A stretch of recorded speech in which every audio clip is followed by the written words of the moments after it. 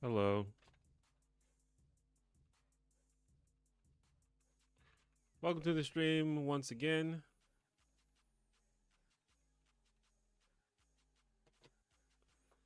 Hope everyone is having or preparing to have a good weekend.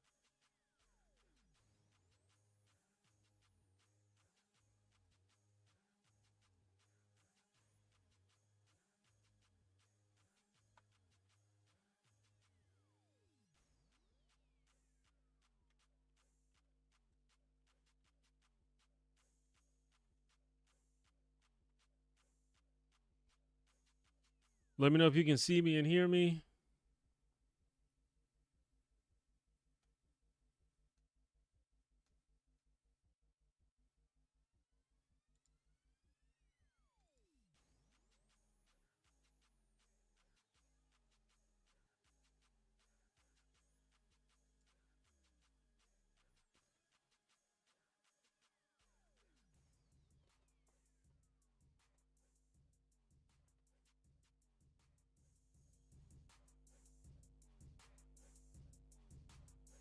Get a little bit of music in here. Let me know if the music is audible or too loud or too soft or, you know.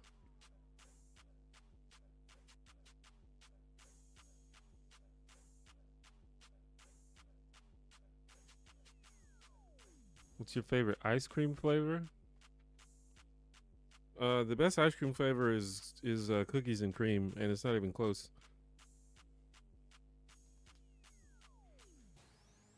I like vanilla. I'm pretty picky when it comes to ice cream, actually. But yeah, the best one is cookies and cream for sure.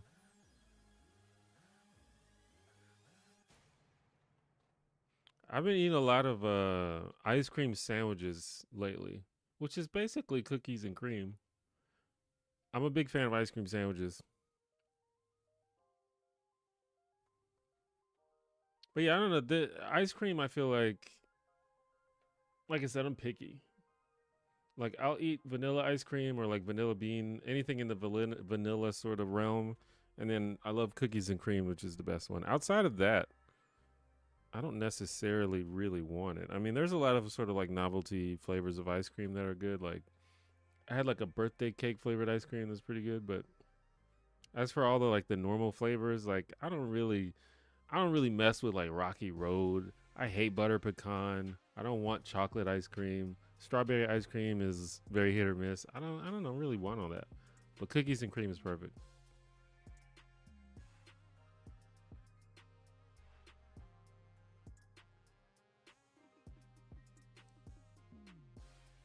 Will you ever change career paths? Um, I honestly don't know. I don't have any plans to at the moment, but you can't really predict the future. There are other things that could happen. You never know. I think if I do have a career, um, it's always going to be something creative. Unlikely that I will choose to have a career where I don't have like flexibility.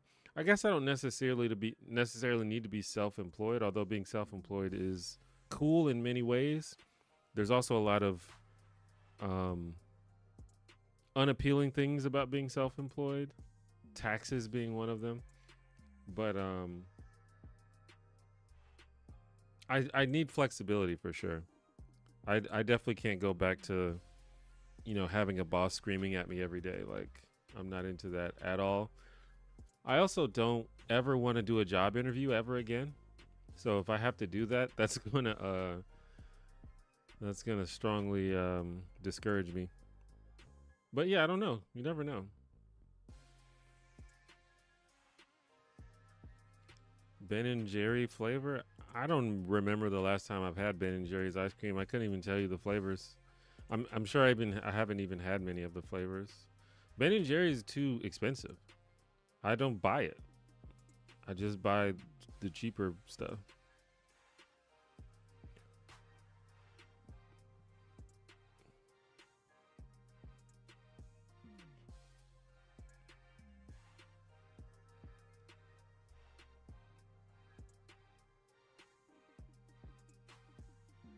Would you ever want to change career paths? Well, yeah, it just depends on the situation. You know, like if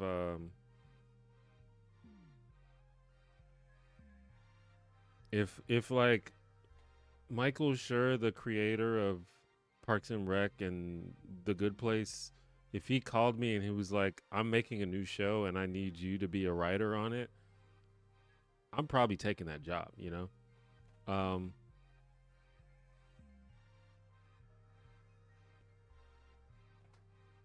so it just kind of depends on what it is.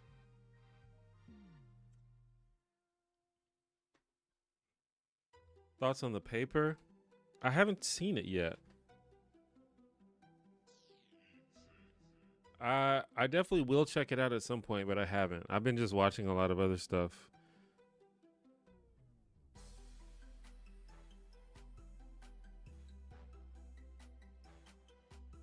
I've heard that it's not bad though.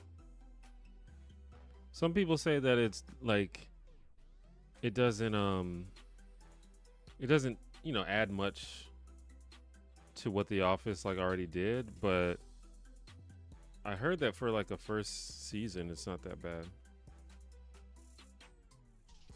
I, I haven't heard that it's like amazing or anything, but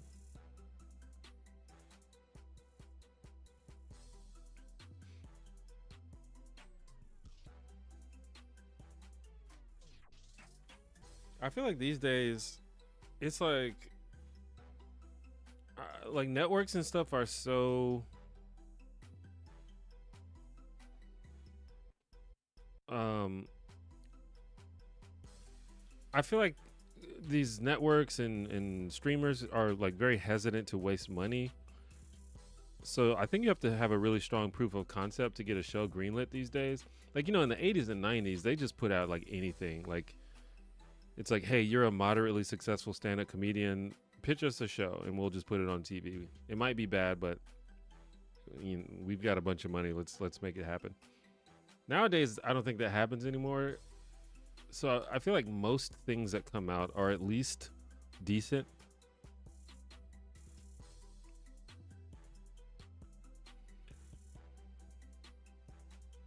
I think you could have a cool perspective on the paper. Season 1 of the paper is miles funnier than the first season of The Office. That's interesting.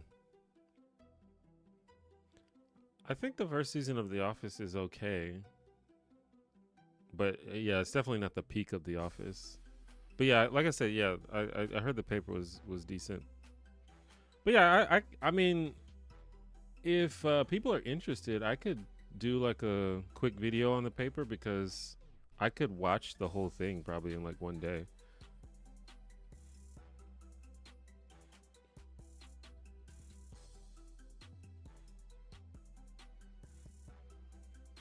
I know I've seen a couple videos on the paper already. I know Drew Gooden made one, but you know, different people have different perspectives.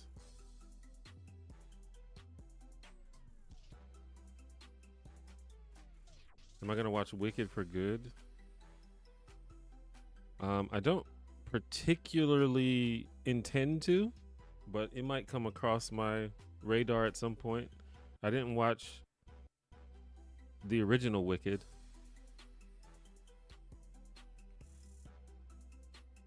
But it's not necessarily anything against Wicked. I just don't really watch a lot of movies in general.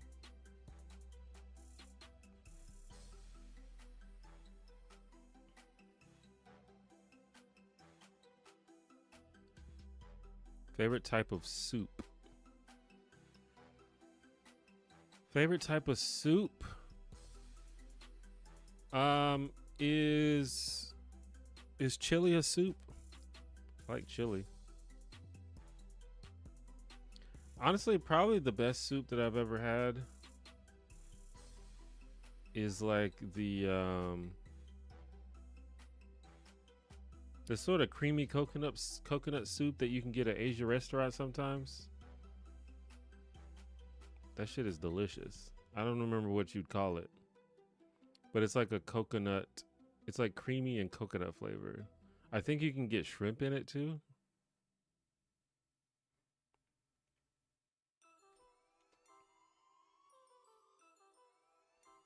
Started watching your vids on TV shows The Office and Seinfeld, but have a bunch of your older vids on my watch later playlist. I enjoy your content. I appreciate that. Thank you. Very, very kind. Yeah, I love sitcoms and I make a lot of videos about them.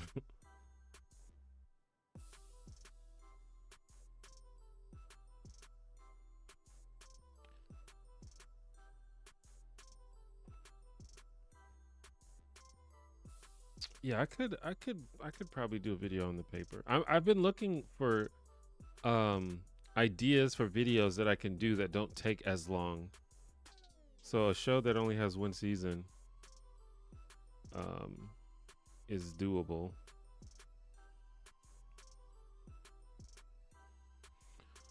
Michael's a straight up villain in season one. First 4 episodes are hard to watch. Yeah, they definitely had to sort of figure out Michael, but I still think it's funny. I definitely think Michael is extremely unlikable in the first season, and honestly, kind of the second season a little bit, but definitely the first season. But I still think it's funny.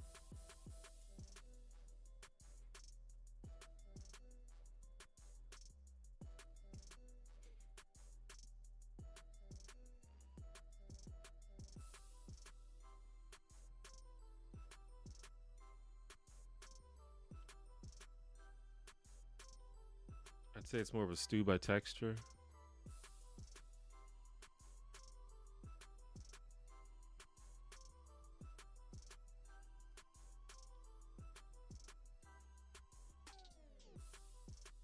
Tom Kag Tom Kagai Tom Kaga, that's what it's called.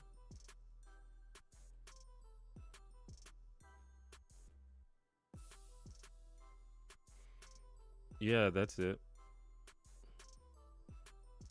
Yeah, that shit's delicious. Yeah, you can get. Yeah, it has mushrooms in it. Yeah, that's my jam.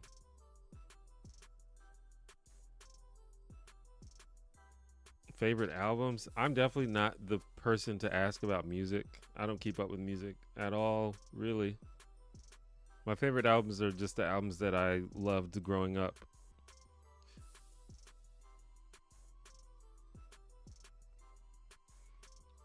It has been a while since I've listened to a new album. I can't even remember the last like full album I've listened to.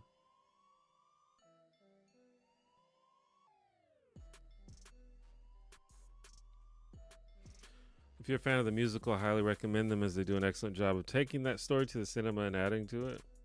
Yeah, I mean, I haven't seen the musical either.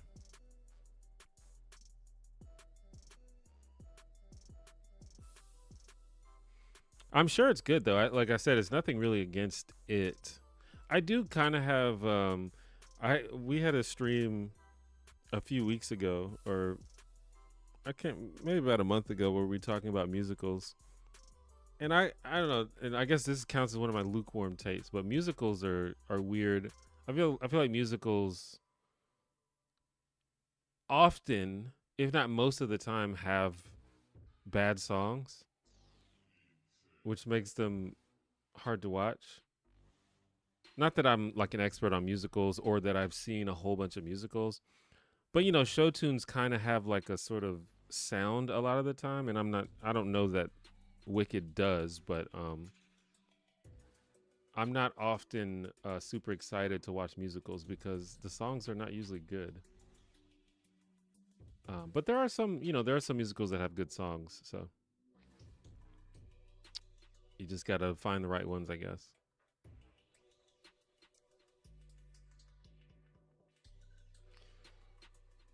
Do you think you could beat yourself in a fight?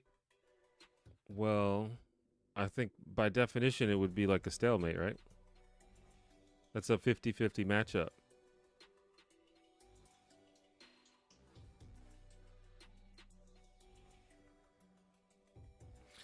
Boy Meets World, TGIF, and other 90s shows felt like it was purposely for kids, young adults, but can be watched by adults. Explains why a lot of the people that worked on MTV also worked on Nickelodeon. Yeah, well, they're a lot of those shows are family shows. They're for families. Like they're designed to be watched by both kids and adults. So I think you're exactly right. And honestly, I feel like the family sitcom is kind of like a dying art. You don't really see the family sitcom that much anymore. And maybe there's just no audience for it except for, aging Gen X and millennials that grew up watching it.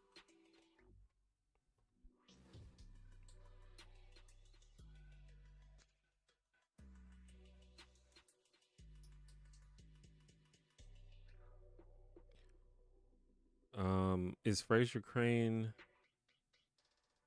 and Niles a psychologist or psychiatrist? He's a psychiatrist, right? I'm pretty sure that there's an answer to that question. I don't remember exactly. I want to say he's a psychiatrist, though.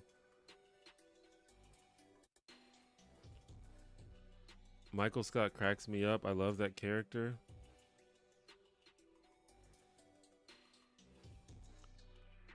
Yeah, I mean, it is one of the great sitcom characters, I think.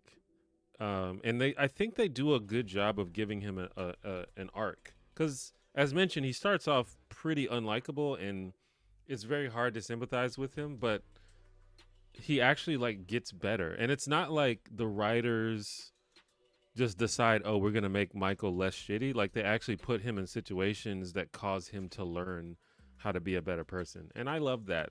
I love character growth. I love character arcs, as anyone who watches my videos knows.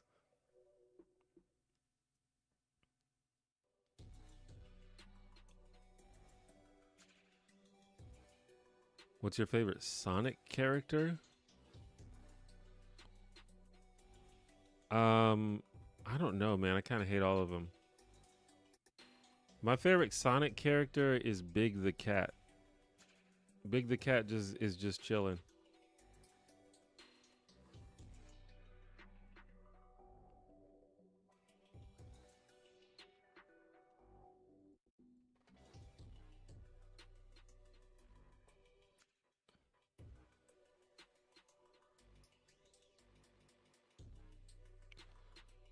Is TV show Becker underrated?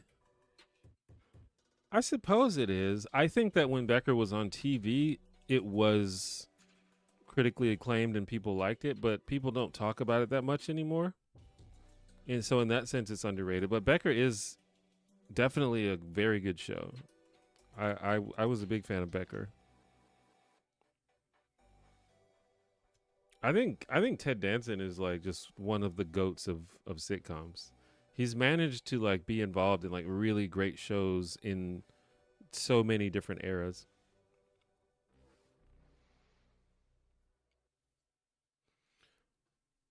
Would you ever consider making a political video or two again? Um,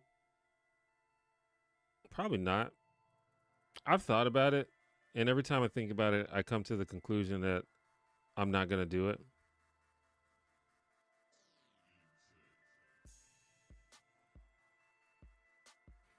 If I do, it won't be on this channel probably. The only way that I could do politics, it'd have to be like in a very sort of controlled situation with a very controlled audience. But honestly, I'm like much more disengaged from politics than I used to be. So I don't even feel like as informed as I used to be about politics. So I don't even know if I'm really the one to be doing it these days. But it's highly unlikely. It's not fun, and I just don't think that I don't think people I just don't like the way that people talk about politics. It's very unsatisfying and unfulfilling to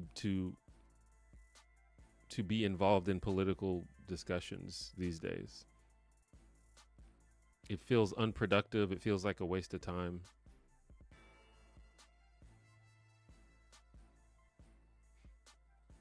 Because even if you have an audience that likes what you do, it's just like you're just preaching to the choir, and it's like, what are you even accomplishing?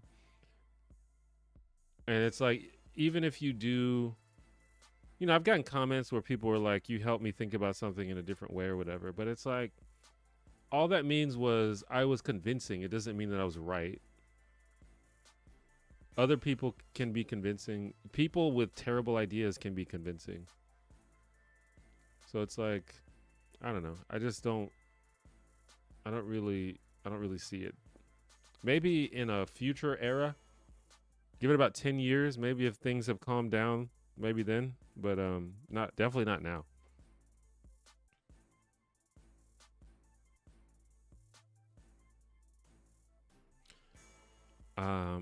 I appreciate that honest take cuz that's definitely been my main obstacle with every musical I've kept trying to watch. Yeah, I don't know, man. Like and it's not that like I think of myself as a pretty open-minded person, and I like music of all genres. It's not the genre. I just feel like a lot of musicals, a lot of the songs in musicals feel like an afterthought to me. I don't know.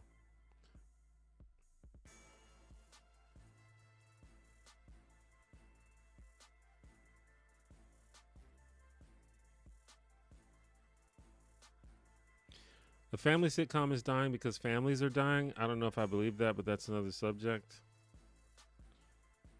I don't know. I don't know how true that is, but I do think the idea of the family all getting together and watching TV together in the evening time, that probably doesn't happen as much as it used to.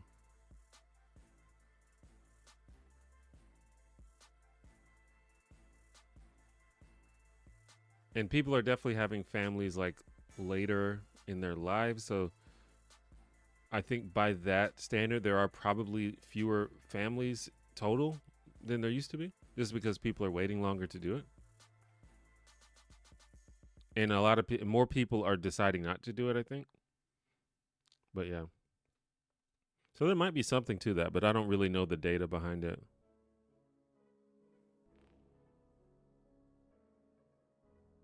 Do you have a favorite Michael Scott quote? Mine is, if a baby were president, there would be no taxes, there would be no war.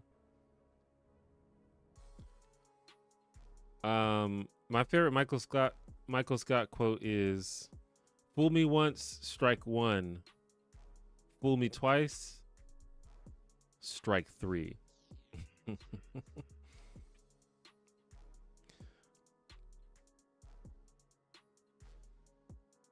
Have you watched creep catch videos?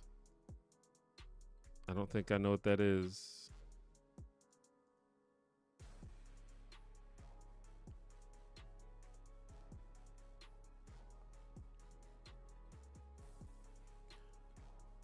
Maybe you could join Nebula,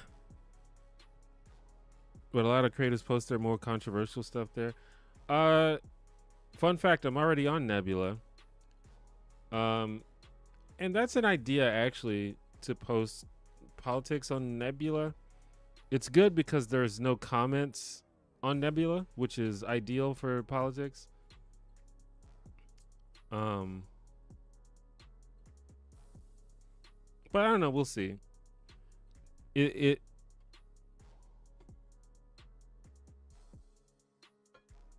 if it was like I would have to justify the time that it takes to make the extra videos. So, if a bunch of people joined Nebula just to hear my political content, that would be cool, but I don't know if that would happen.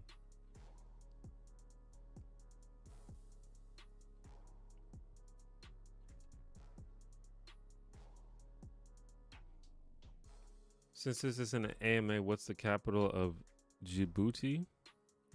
I don't know. I can look it up.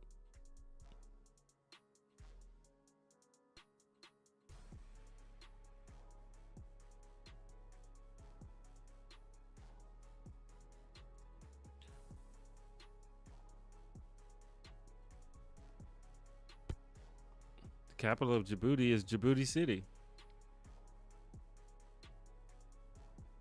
I might be pronouncing it wrong.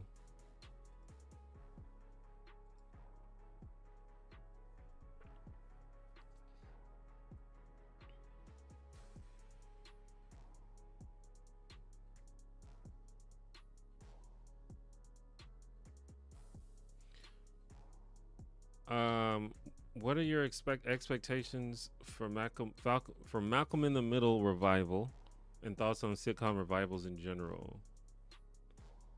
I don't really have any expectations.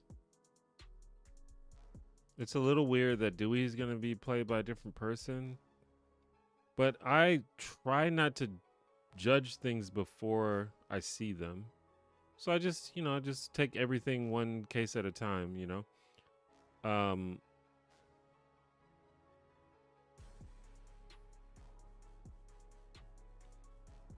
and yeah, that's kind of how I feel about revivals. If they're good, they're good. I don't really care as long as they're good. Um, I watched a little bit of Fuller House, for example, and I thought it was fine. It's perfectly fine. Um, I think it is a little bit disappointing that there's so much emphasis these days put on revivals and reboots and sequels and prequels and stuff. I would like to see some cool, unique, original ideas, but if it's good, it's good. Now, a lot of times, you're tempted to think that a reboot or whatever is just a cash grab, and maybe sometimes it is, but sometimes it's just good.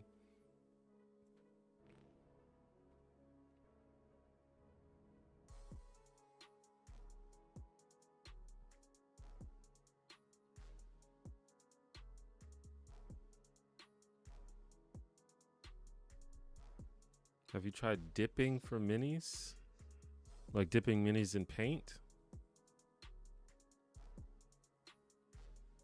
No, if so, that's what you're asking. Why is my bed so comfy? I have to get up and be productive. I mean, I feel you. Honestly, for me though, once I'm up, I just don't feel. I feel icky being in bed. I'm not the type of person that lays in bed awake. I think I have a good relationship with my bed, and I pretty much only use my bed for sleep.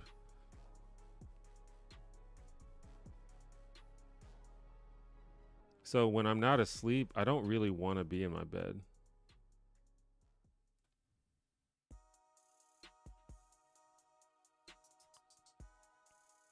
A came to celebrate you, bro. I appreciate that. I appreciate being celebrated.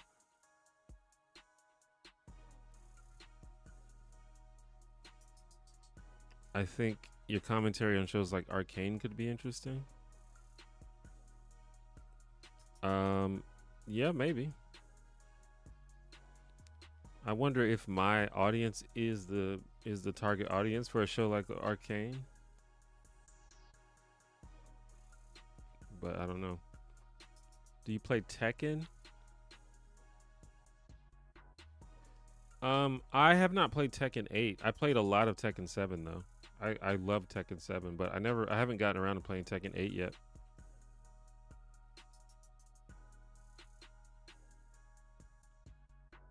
Really appreciate T1J's content. I appreciate y'all. Y'all very kind. A deep dive into Arrested Development from a black perspective. Do you mean Arrested Development the show or Arrested Development the concept?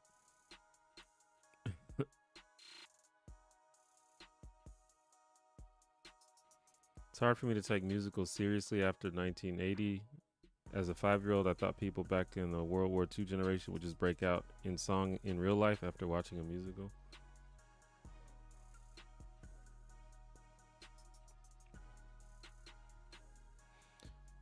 Yeah, like I said, I'm not the expert, so anything I say about musicals should probably just be taken with a grain of salt, but just speaking from my limited experience, I think Disney movies have good songs usually. At least the ones that I grew up with.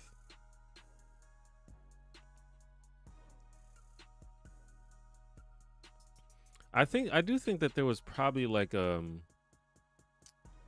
the like 80s and early 90s, I think there was like a boon of musicals and like people just really into musicals.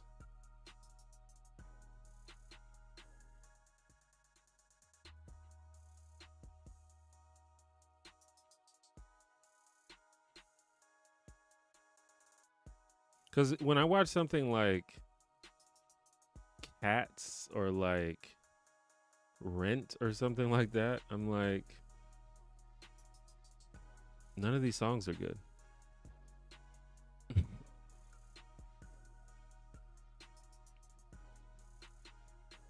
For the record, I would definitely join Nebula if you fired off political content there. I guess that is worth keeping in mind.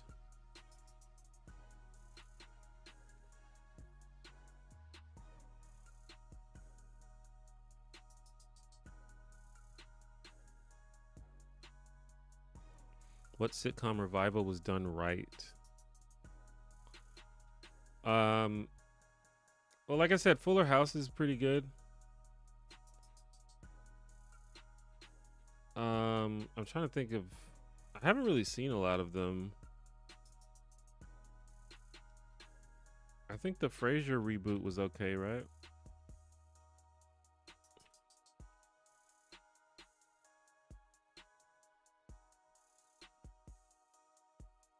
Oh, the Roseanne revival was good.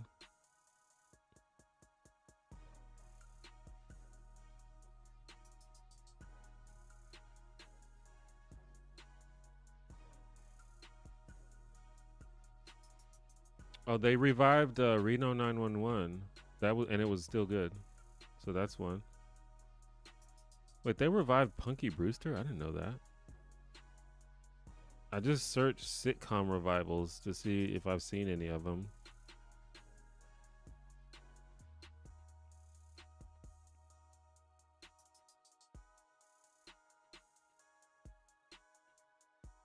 Yeah, most of them I haven't seen.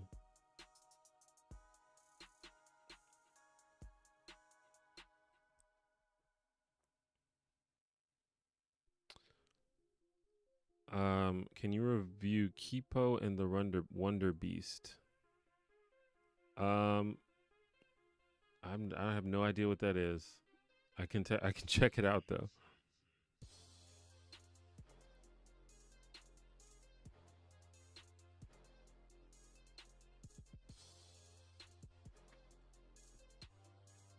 What do you think of a Last Dragon sequel? I mean, go for it. I think I'm down for anything. It's just make it good. I honestly don't care what it is as long as it's good.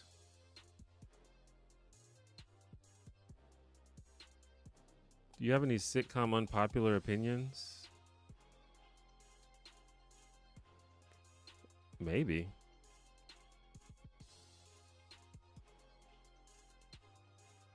I know one of my sitcom unpopular opinions is about Friends and the arc with Rachel and Joey, and I think that Joey and Rachel should have ended up together. I hate Ross and Rachel. I think that's a pretty uncommon opinion. A lot of people think that was a weird thing that happened on Friends that shouldn't have happened.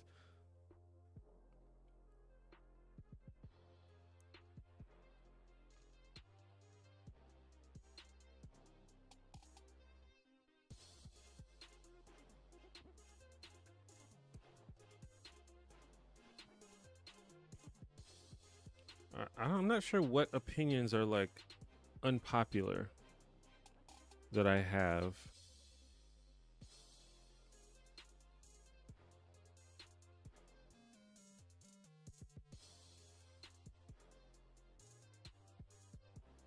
I think the Fresh Prince of Bel-Air is kind of overrated. That's kind of an unpopular opinion. I think it's fine. I just don't think it's like super great.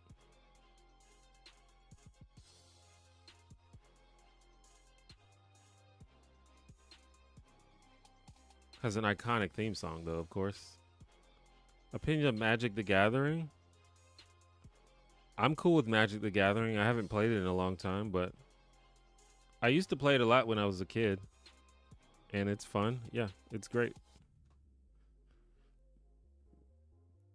Arcane's like BioShock, where the fake have an interesting political take or moral stance. To be fair, my dad does kind of randomly break out into song when nobody else is around. I think most people probably do that. Y'all telling me y'all don't Just start singing or humming songs when you're alone.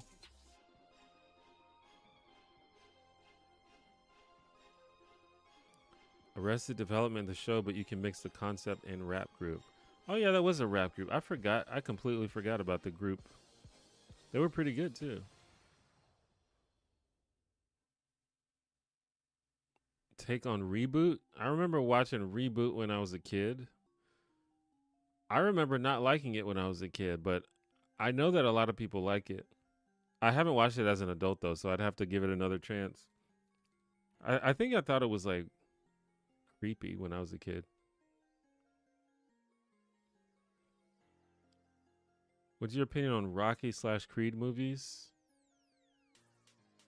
Um, I've seen up to Creed. I've never seen the Creed sequels. There's 2 Creed sequels, right? Or just one? But I mean, I like the Rocky movies. I think they're good. I think yeah, they're good. And Creed was good also. I think Rocky 4 is one of the movies that I have seen the most time. Like if I listed movies in order of how many times I've seen them, Rocky 4 would be probably in the top 5. So that movie is very memorable to me because I've seen it a bunch of times. Because I had it on VHS when I was a kid and we used to just watch it all the time.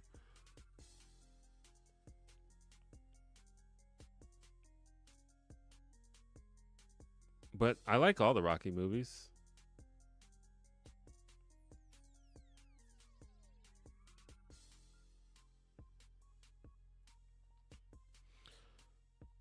Do a Creed run through.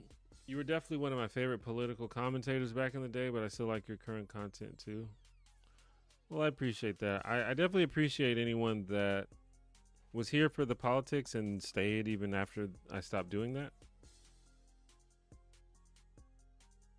Because I could totally understand why people would not want to stay. And in fact, I think a lot of people did move on after I switched, which is totally understandable.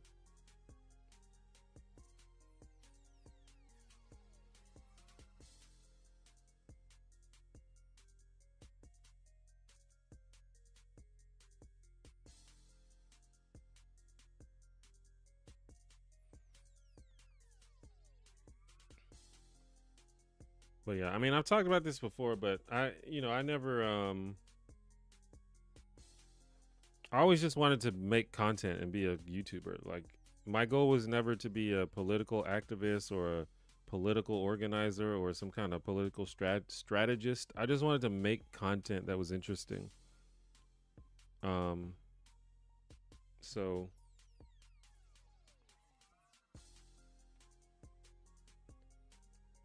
as soon as politics became not fun, then I decided to stop doing it.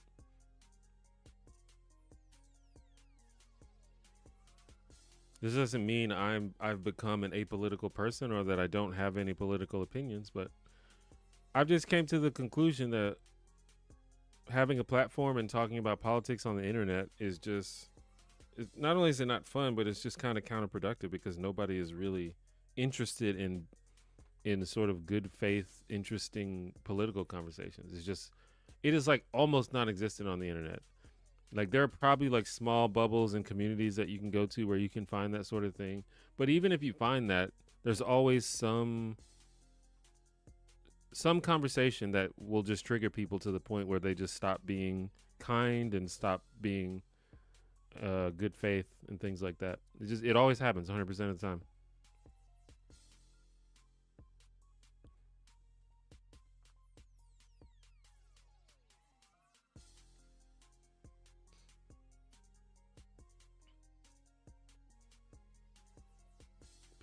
Being political and black all the time is draining. I mean, that's probably part of it too. Kipo and the Wonder Beast is a Netflix animated show.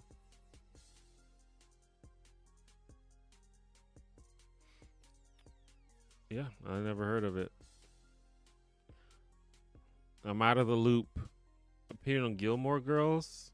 I've seen maybe like 2 or 3 episodes of Gilmore Girls. It seemed fine. I know that that's another show that has kind of like a cult following. I could probably watch that.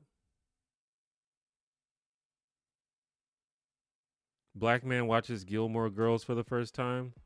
I think that's a good title. That's a banger title right there.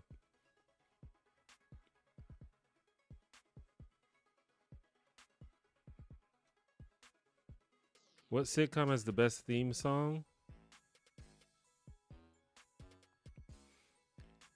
That's a tough one. Um so I did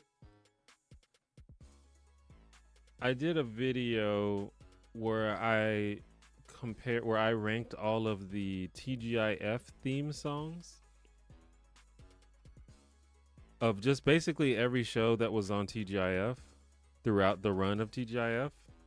And the winners of that, in my opinion, were Sister Sister and Step by Step. Those are two of the best ones, but obviously not every sitcom was on TGIF.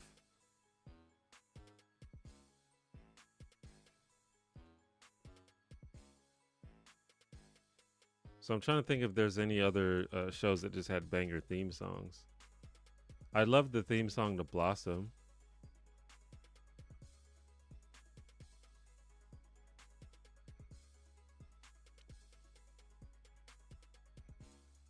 Family Matters theme song is really good too, though.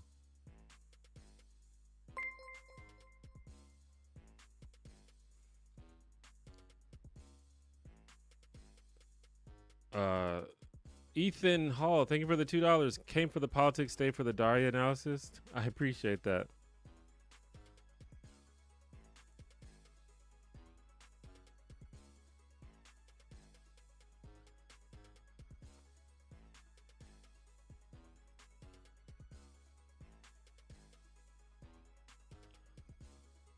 I don't sing or dance songs in the shower unless it's zestfully clean.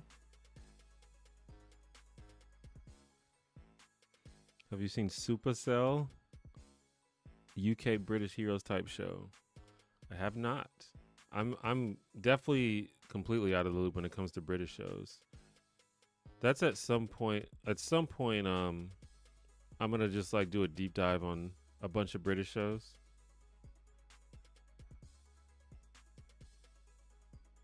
Do I have a PO box? I don't. I've been thinking about getting one. It's interesting being a YouTuber because when you when you start building a community and you have like a smaller community but they're like more tight knit, there's a lot more interest in stuff like that where like people want to send you stuff and people want to make fan art of you and stuff. But then you get a little bit bigger and the audience gets more spread out and you have more people there, but since there's more people, the percentage of people who are engaged is lower. And so I haven't really got any requests for me having a PO box in a while. But maybe at some point. Top 5 rock bands? I'm probably not the best person to ask about rock bands. I think my favorite rock bands are probably Nirvana, Queen, I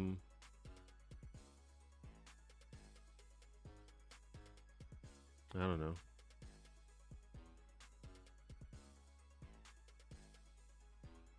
System of a Down, maybe? Definitely Nirvana and Queen. Everyone else, I don't really know much about. Top 5 rappers? That one I can do because I know more about rap music, or at least I know more about the rap music that I grew up with.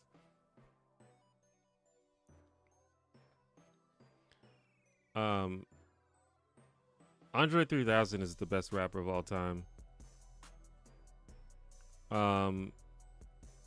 Outside of that, I think probably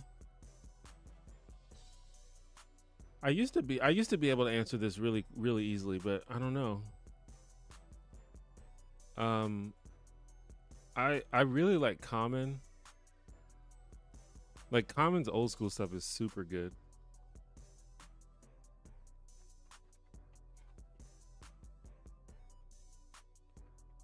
Um, I don't know. I want to say Jay Z, but I feel like Jay Z has a lot of stuff that I don't really care about, but his stuff that is good is like really really good.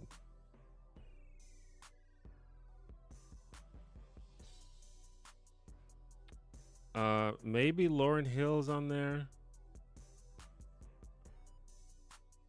Yeah, I don't know. Like when I was like 16, I could have did this easily, but I don't know. Now it's harder.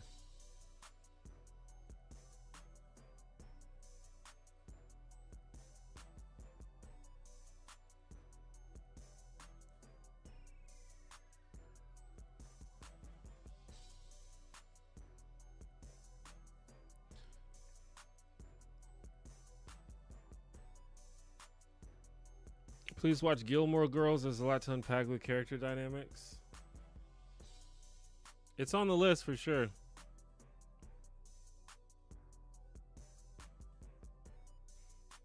But let me make sure it's on my list. I've got a document with a list of shows that I need to watch.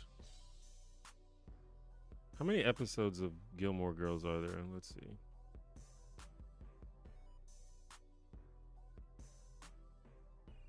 153. It's a long show.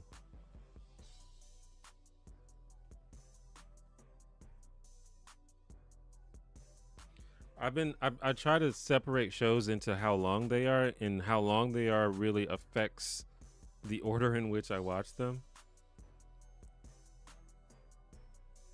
Like I'll give you an example of some shows that are on my list. I have Married with Children, That 70s Show, The Nanny, The Wonder Years, Malcolm in the Middle, Power Rangers, Community, Reno 911, My Name is Earl, News Radio, The Hughleys, Everybody Hates Chris. Just added Gilmore Girls. Some of these I have seen some of, but I think I think I don't think I've finished any of these like completely, like 100%. Oh, Daria's still on my list. I definitely completed that. Veep, Last Man on Earth, Arrested Development, Dinosaurs, Keenan and Kel, Atlanta, Titus, Happy Ending, Silicon Valley, Barry, Broad City. So yeah, that's an example of what's on my list. But there's so many. So many shows to watch. So little time.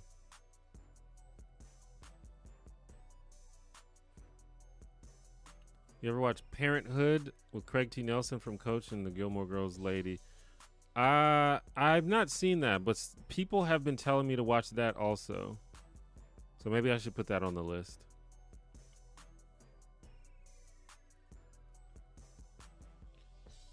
How would you solve a problem like Maria? Who's Maria? Did I miss the context for this?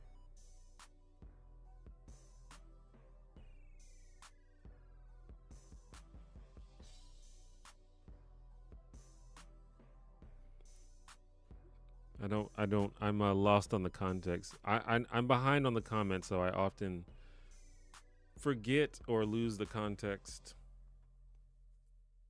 Thoughts on Malcolm in the Middle revival? Talked about this a little bit earlier. My thing is, I'm just gonna wait and see if it's good. I try not to prejudge things. If it's good, it's good, and if it's not good, it's not good.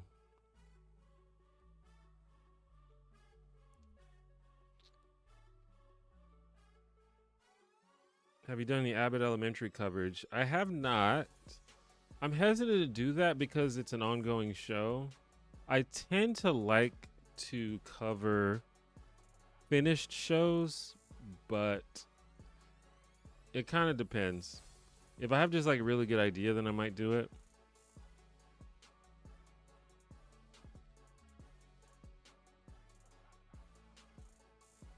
If you were gifted a Tesla, would you keep and use it or sell it?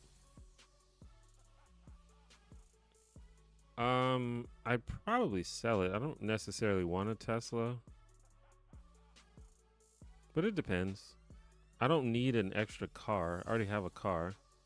If I didn't have a car, I'd probably use it.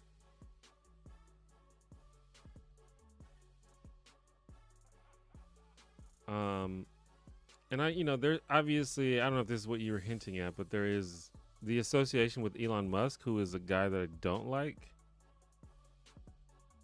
But I don't necessarily care that much about that because it's really hard to own or participate in anything without being associated with at least one terrible person. That's just unfortunately the world we live in.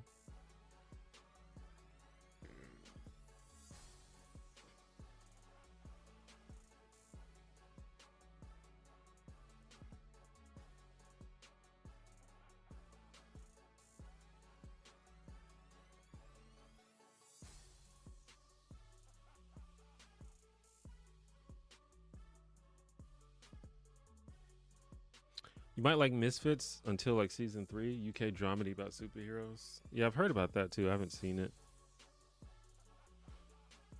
Jizza. Yeah, I think Jizza is the best rapper in the Wu-Tang Clan. But I don't know if he would be top 5 like of all rappers. Jizza and Expected Deck are like the best in Wu-Tang Clan for sure. System of a Down hit hard because of their political takes. Yeah. They are quite political. But I also just think their songs are good. They have the really unique sound. Like really what describes my taste in music is I like stuff that's a little bit weird, but also accessible. And I feel like that describes System of a Down. I feel like that describes Outkast, who I love. And a lot of other stuff I like. So, yeah, whenever people ask me my music tastes, I just be like, just find something that's accessible but also a little bit weird. I'll probably like it. Like make it catchy, make it the typical stuff you would do to make a song popular, but then just add a little bit of weirdness to it. And that's kind of the shit that I like.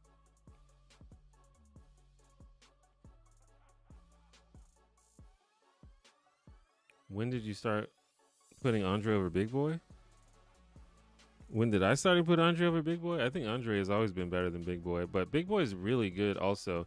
And I did have to come to terms with the fact that on certain tracks, Big Boy did outshine Andre. But just overall, I think Andre's just lyricism is just on another level than Big Boy. I think Andre's like a poet. He's like a modern day poet. Like Big Boy's a really good rapper, but Andre's just a good Andre's like a creative genius like overall. But Big Boy should have his flowers. Like if Big Boy was if Big Boy was in a group with literally any other person, I think that he would be the best rapper in the room most of the time.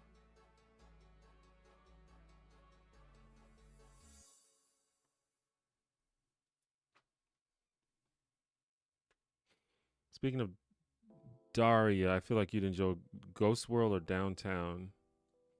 I've seen Ghost World. I'm not sure about Downtown. But yeah, Ghost World is a really good movie. And Daria is often compared to Enid from Ghost World, although Enid is much less likable a character than Daria is.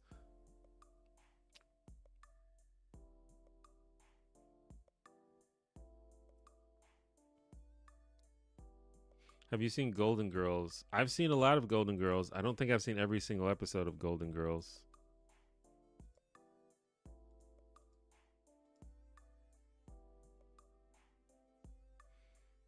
Is that on my list? That should be on my list.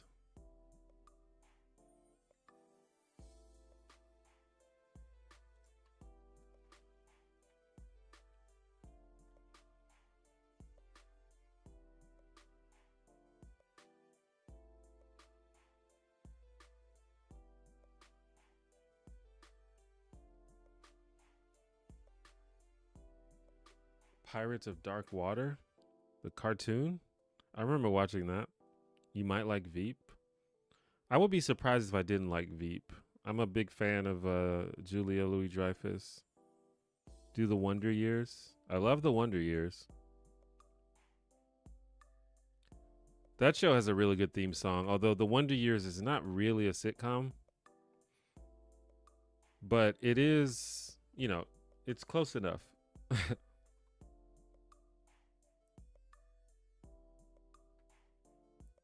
Broad City and Workaholics are top tier white people comedy.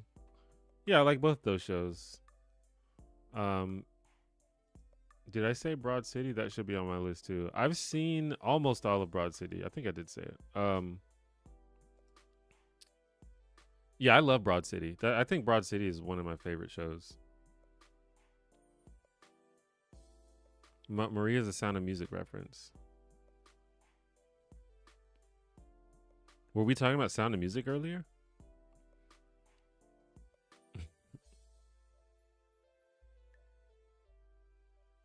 Or it was just a reference that I didn't get? That's on me, my bad.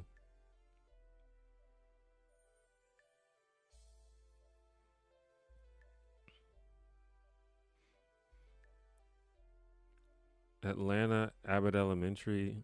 Is Abbott Elementary finished? It's not finished, right? Yeah, Atlanta's on the list. Insecure, Watchmen, I May Destroy You. I never heard of that. When They See Us, Dear White People. Oh yeah, Dear White People. I should maybe check that out. It's probably impossible to talk about Dear White People without being political, though. I know when that first came out, there was a lot of controversy.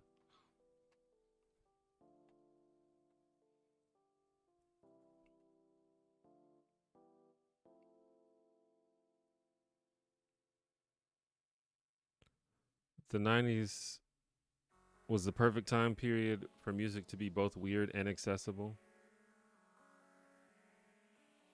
Yeah, I suppose. I think it can be done in any time period, though.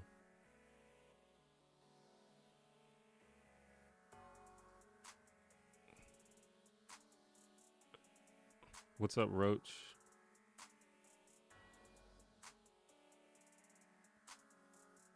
Have you heard Jay Electronica? I've heard some stuff. Not a whole lot, though. I don't think I've heard enough to really make a judgment. Like I said, I don't really keep up with music.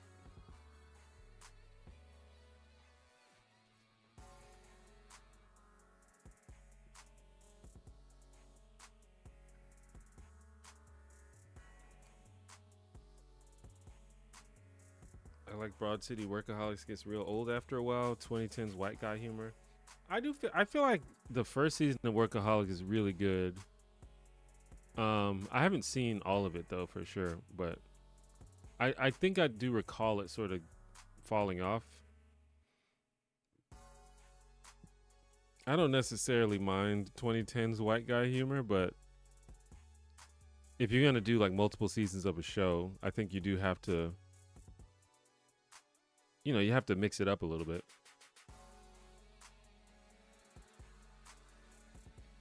Sub T1J, I'm drunk.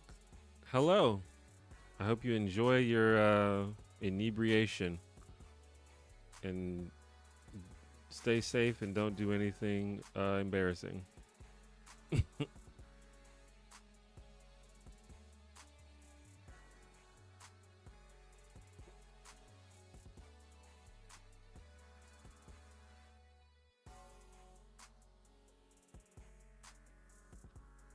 I can't. My chair. There's like a hump in the ground right under my chair. So I can't I'm trying to scoot forward and I keep rolling back. Like I either have to scoot way too close or way too far back. I may need to move my desk up or something.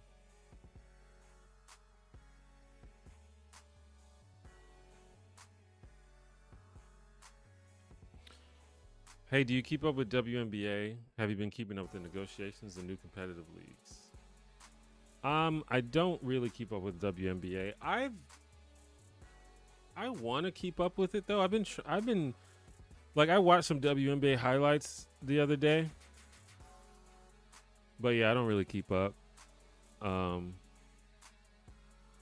but I've been trying to I've been somewhat following the NBA this season, somewhat, not totally, because I do really like basketball, but I never really like keeping up with a sport like a full league is just a lot of work, and I don't I don't really do it. But I've been trying to keep up with the NBA because I like basketball and by, extension a little bit of the WNBA, but I haven't really kept up with the NBA as much as I want to, so I don't really know what's going on there.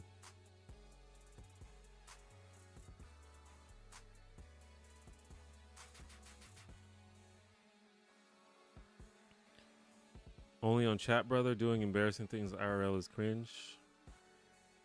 I agree. I'm glad I'm glad that you got it figured out because I haven't always had it figured out in my past of drinking. I've been embarrassing in public many times. Many times.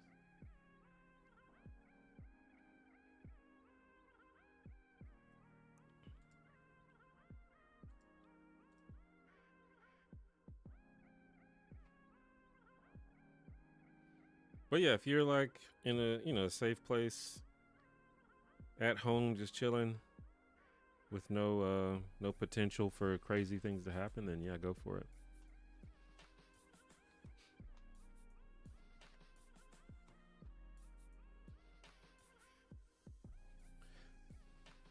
Jay Electronica nice, but comes off a bit weird at times and quote problematic people too much. Oh really? Yeah, I don't know much about all that. Coming off weird? I don't know what you mean by weird.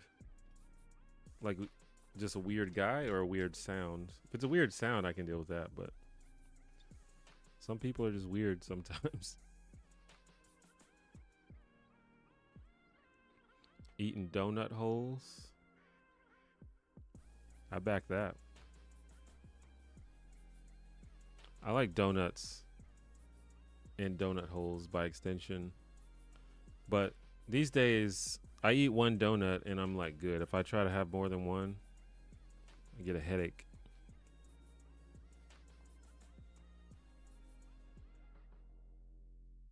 Why is my head so low? I feel like I'm like so low in the frame. I think my camera's up higher than it's supposed to be.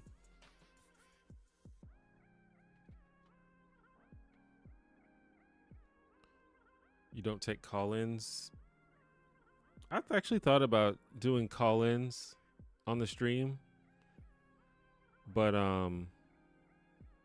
yeah, I don't know. That has the potential to be disastrous. But I've seen other people do it.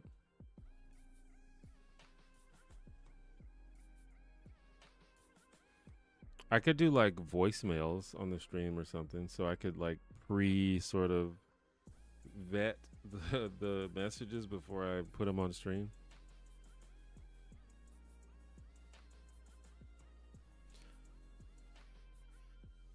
I feel that it's the only sport I keep up with, and it's always too much going on. Sports leagues are like a full-time hobby. Yeah, I mean they really are. I mean 100%. And if you are passionate, then that's fine. I have hobbies that I spend a shit ton of like I love D&D, and D&D is a expensive, well for me it's expensive and takes a whole lot of time, but I love it, so I do it. I suppose I have less passion for NBA, but I have some passion for it, so I do try to watch it. And I like, for example, I watch college football, but I watch Alabama college football, and I watch every game of that. So I have some passion there, but I definitely don't keep up with the entire league or whatever.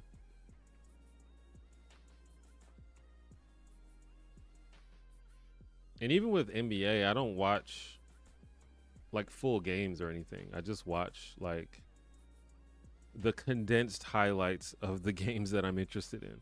Like I've always been a Lakers fan since ever since Shaq joined the Lakers. I've been a Lakers fan because I think Shaq is my favorite player of all time. And now, you know, the Lakers have LeBron, which is cool if you're a Lakers fan, and Luca, who's one of the best players. But so it's fun to watch the Lakers. But I don't watch like a full game. I just watch like the NBA. Actually, the NBA YouTube channel has very conveniently condensed basically every game into like 15 minutes. You just watch every like important moment of every game. It's a good way to like quickly keep up with the NBA if you're into that sort of thing. They probably have something like that for the WNBA too, but I need to look into it. I think what I need for the WNBA is I need a team. I don't have a team in WNBA. I mean, I guess I could just do LA again, but I don't know. Or I could do like who's what's her name? Asia Wilson. Isn't she like the best player right now? I could just root for her because she's good. And just what team is she on? She's on Las Vegas. So maybe I just go for Las Vegas because I like this player.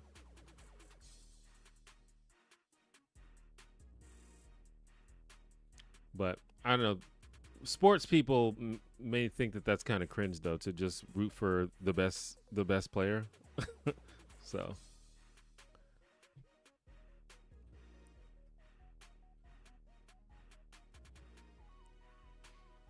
but I have nothing else to go off of. I don't have a home team. So might as well just root for a player that you like. Did you see that report? 40% of younger American women, age 45 and younger, want to permanently leave the United States. I did not see that report. Is that true? That seems like a very high number. I know that a lot of people want to leave the United States. I mean, I want to leave the United States. So it doesn't surprise me that a lot of people want to go, but 40% is pretty high. Donuts are a plague on the American people. That's a hot take. I don't understand. Do you like Tim and Eric Awesome show? Great job. I like it in short bursts, but too much of it gets tiring. I think there are certain parts of it that I liked. Overall, it was just like too stupid for me. Like I don't mind stupid humor, but it was like too stupid. But I did like, for example, the Steve Brule segments with John C. Reilly. I loved those. I thought those were all hilarious. And I like other stuff that Tim and Eric have done. I think we may have talked about this on stream before, but like I love Tom Goes to the Mayor, for example. I love that a lot. But Awesome Show, Great Job, I think was like, this is just like, this type of comedy is just not my jam.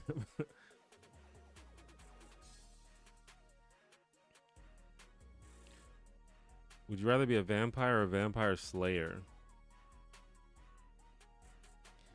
Man, it really depends on which vampire lore we're going with, I guess.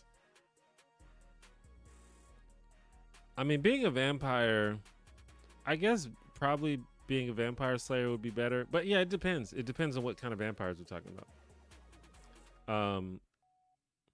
Having to, not being able to go out into the day and having to drink blood to survive is pretty inconvenient.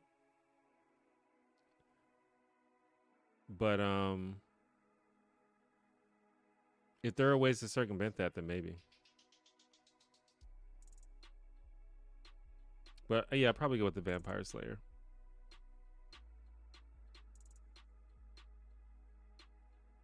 I'd be a vampire slayer and then I would just quit and get another job.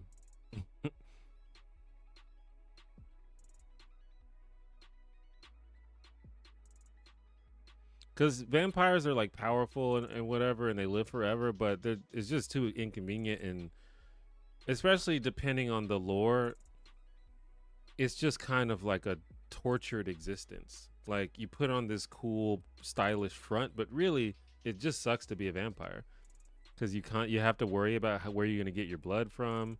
You have to worry about people trying to kill you all the time, probably, especially if, if it gets out that you're a vampire. And then you can't go out in the sun, which is like, not that I go out in the sun much now, but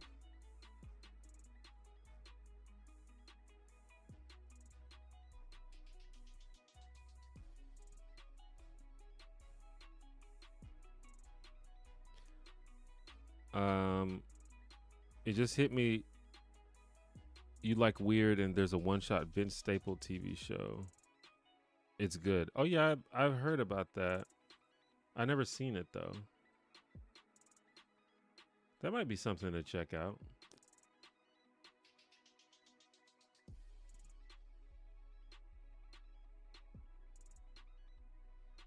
See, I'm looking for like shorter shows that I can do like quicker videos on in between like the more in-depth videos and stuff like that could really help. The only issue is I just don't know if anyone cares.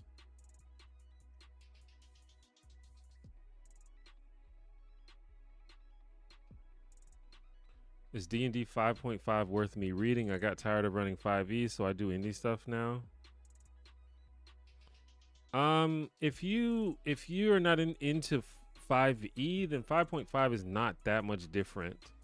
It's just I think the update is just like, it doesn't change the game. It's still essentially the same game. It's just basically rewords a few things and clarifies a few things, but it's overall the same game. So if you don't prefer to run 5e, then you probably won't.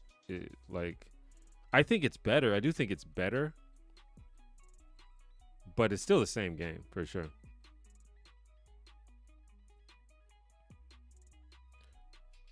Who do you think would make a better companion, an orc, an elf, or a demon? A better companion. Ironically, so I think about this purely in D&D terms. I know that all of these things have appeared in lots of different media, so it kind of depends on the media, just like anything else. But in D&D terms, ironically, you might have to go with the orc.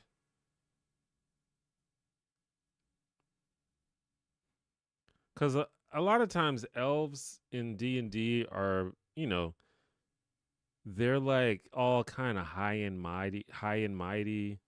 They think that they're like, like the perfect race and the perfect species or whatever. Obviously, not every elf is going to be like that, but I think that's sort of like the lore of D&D elves.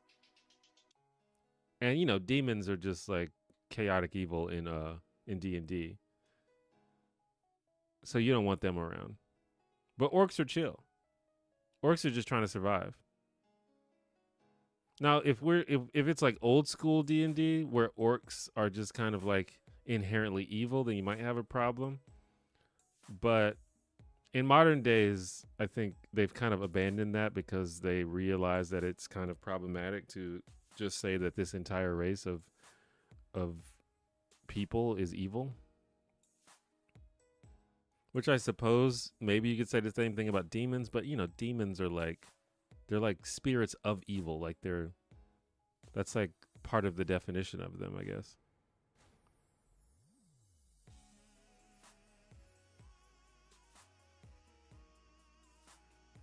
If you write on Linux, have you used Manuscript or Novel Writer?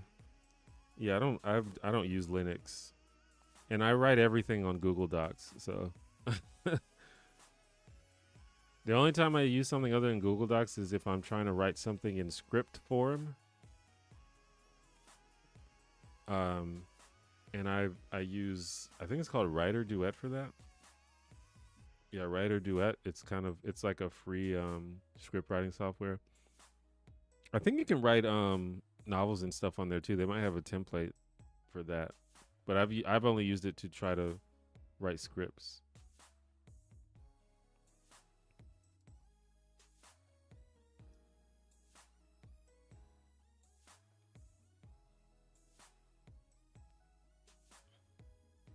Have to be invited into houses, yeah. Yeah, that would suck.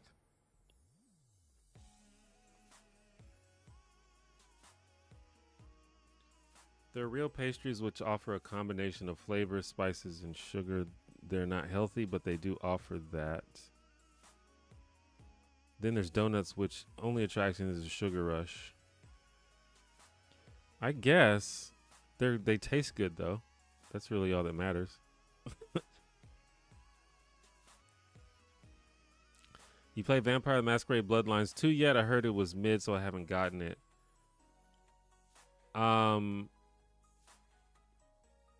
I haven't played it. The sense that I have gotten is if they called this game anything except Vampire Bloodlines 2, it would be fine. But since Bloodlines 1 was such a beloved game, and for good reason, it's like a masterpiece, to be honest. There's just it doesn't live up to the original Bloodlines as far as I can tell. And so a lot of people are hating on it for that reason. But it seems like they should have just called it something else, so people would not have such high expectations, or not even high expectations, but expectations for it to be the same type of game as the original. But I'll probably check it out because I just love Vampire the Masquerade so much. So I have a feeling that I would probably like it. But we'll see.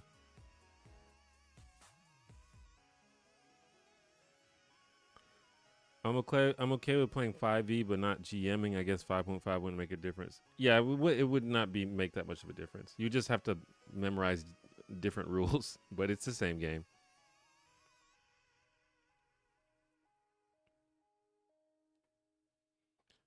I feel like an elf would be the most loyal companion, but they would be very smug and judgmental throughout the journey. Yeah, and maybe certain people can deal with that. I think that's kind of a common trope where you have the sidekick who's like kind of smug but actually has a heart of gold. So I could see that.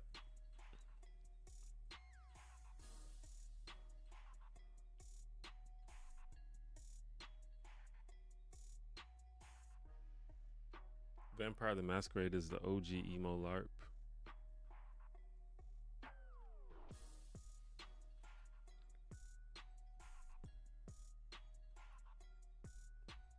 I love Vampire the Masquerade. I really do. I might even like it more than D&D. It's close. They're about equal. Yeah, Bunsen Burner. I don't have a lot of experience with novels, but I actually might try to write a novel. I'm at like a point where I'm trying a lot of things these days, and I'm trying to like learn how to do stuff and just, starting projects and stuff. Like I just want to do stuff more lately. And writing a novel seems like something that I could try to do. The thing with me is I need like a systematic way to go about something. I can't just like sit down and just freeform do something. I need a process. But yeah, I've been doing a lot of stuff. I've been getting back into trying to learn Spanish, which I've been trying to my whole life, but I always fall off of it. But I've been pretty consistent with practicing lately. I've been trying to learn how to code. I've been working on, anybody who's in my Discord might have seen that I've been working on making a constructed language, which I will probably use for a future D&D campaign. So I've just been just trying to do stuff.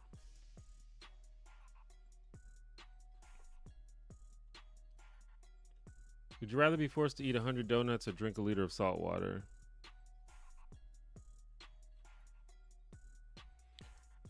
So both of those things would probably kill me. And so I guess the donuts would be, at least you'd go out eating something that tastes good.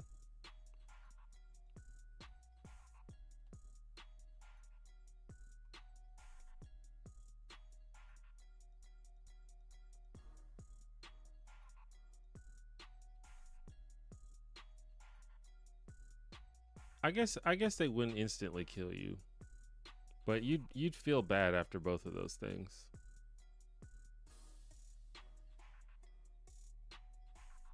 100 donuts. That's a lot of donuts. I don't even know if it's like possible. You'd probably like vomit before you finished. I don't know what it's like to drink a liter of salt water. I know that people have drank salt water before. Um, I guess if you drank a liter of salt water but had actual regular fresh water after, you'd be fine.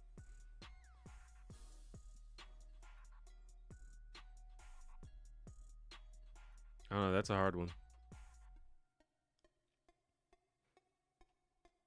I think probably the thing is, I don't even think I'm capable of eating 100 donuts. I would 100% vomit. They made a video game out of Vampire the Masquerade. They have made several video games out of Vampire the Masquerade and its associated properties.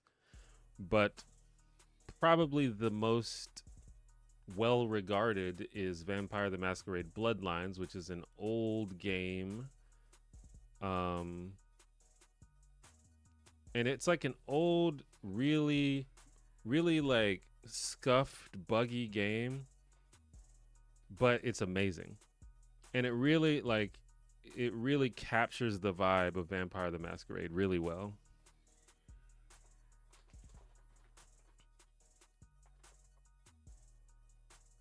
I feel like I'm out of focus.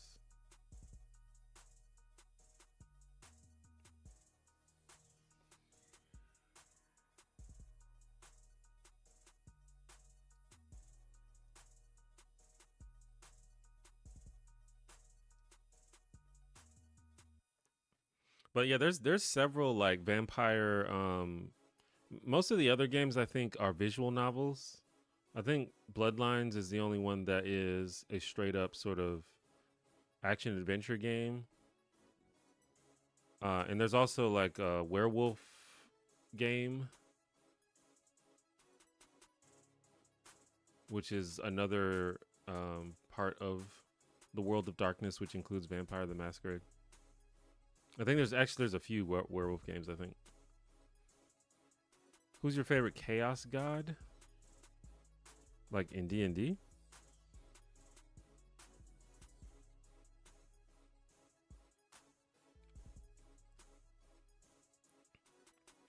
If Santa Claus was real, he'd basically be considered a slave owner when you think about it. I mean, I think a lot of people have made the observation that the Santa's elves are kind of like forced labor. But I guess if we're being charitable, the elves are they probably enjoy doing it. But who knows? Maybe they don't. Even the reindeer. Do they want to be doing that?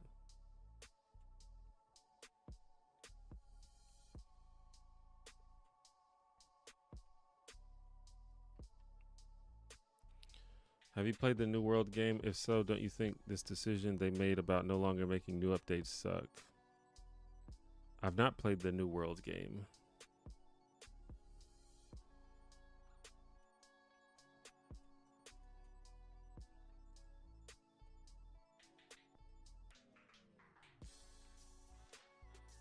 Would you rather be stranded on an ice planet or stranded on a volcano planet?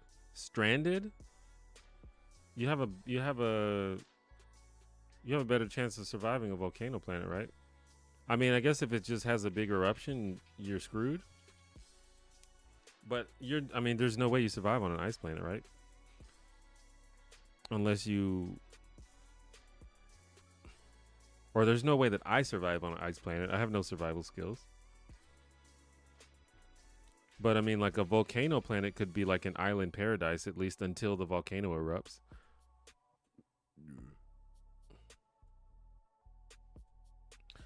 A liter isn't that much, is it? I think you might survive from the water. The donuts would most definitely kill you. Maybe. Yeah, I mean, a liter is not that much, I suppose. I guess you would survive a liter. It would suck, though. You would need to be hydrated immediately. The VTMB community made a mod that fixes most of the issues. That's absolutely correct.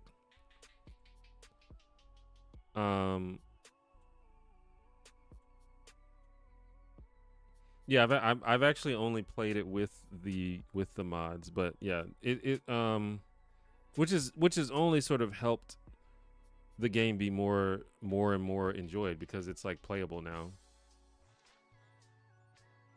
I'm out of focus, bro. Focus happens every stream.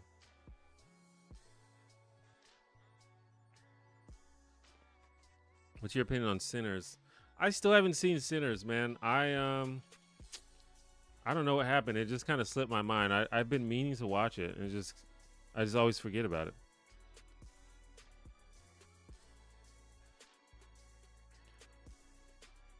Vale, chico, aprender castellano no es difícil.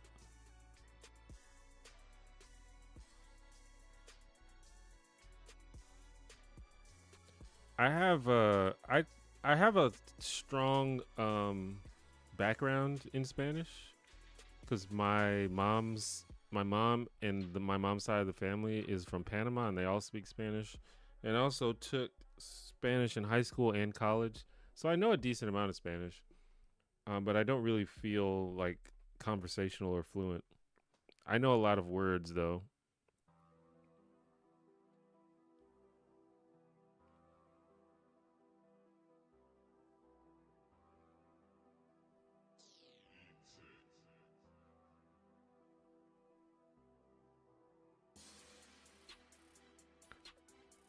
Sorry, I forgot you don't know Warhammer lore. Watch Adeptus Ridiculous if you want to know more. 200 characters enough to explain the Chaos God. Yeah, I don't really know much about Warhammer lore. Much of anything, really.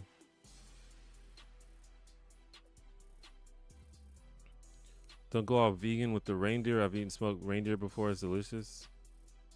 I don't think I've had reindeer. But yeah, I'm not.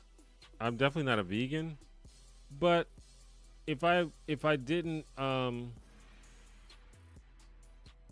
just because you're not a vegan doesn't mean that there's reason to needlessly harm animals or make them do work if they don't want to. But maybe they like it, you know. You know, like I think horses like running around and shit, even though we make them do it.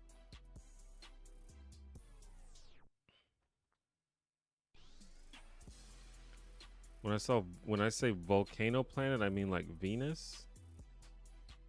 I think yeah. Well, you're just describing two situations in which death is um inevitable and quick. So it's like, does it matter?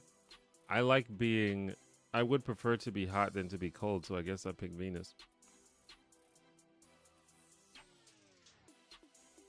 I have had smoked venison. I have had venison before, and like deer, and it is delicious. It depends on the way it's prepared though, because it's kind of it's gamey and it's kind of dry. But um, like for example, if you cut it with some beef and give it some extra fat, super good.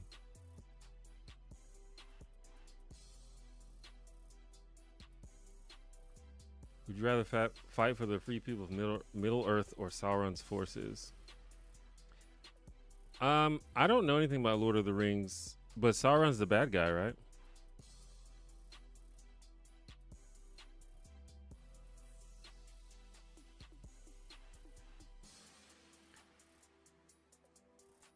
Would you reckon paying for YouTube Premium is worth it?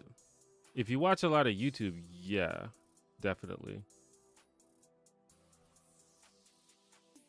Um, yeah, I mean these days YouTube is like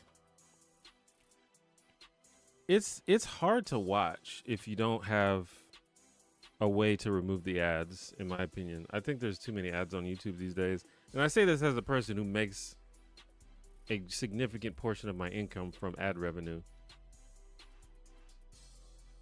So yeah, I think I have YouTube Premium and I'm never going back. And YouTube Premium um is it's a good way to eliminate the ads while still supporting the creators because we get a cut of your premium subscription.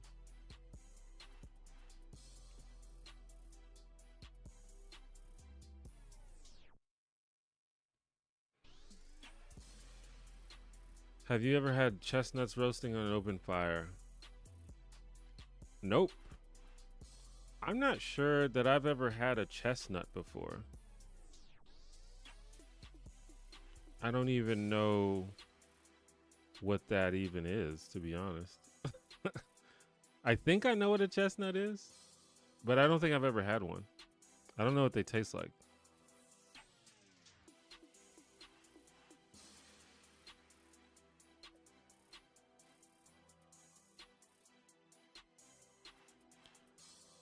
I hope you don't feel uncomfortable. What's your opinion on these conservatives that force people to mourn a white supremacist like Charlie Kirk? Um, I don't feel uncomfortable. I'm happy to answer any questions if I have an answer for them. But I don't know. Politics. I think politics is just it's so disingenuous. It's hard to talk about because I don't. It's all like a game, really. Like, and I think people know what they're doing.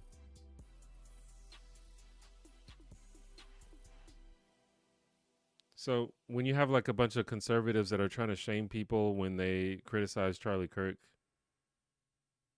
it's a game. Like I don't think these people like actually believe the shit that they say. At the same time, I think it's cringe to I think it's pretty cringe to celebrate someone's death just across the board. I know not everybody agrees with that, but that's just how I feel. I think it's just a bad look. It's low class in my opinion. But celebrating someone's death is different from criticizing someone who has died. Like after someone has died, that doesn't mean that they are immediately absolved of all criticism, especially if they deserve to be criticized.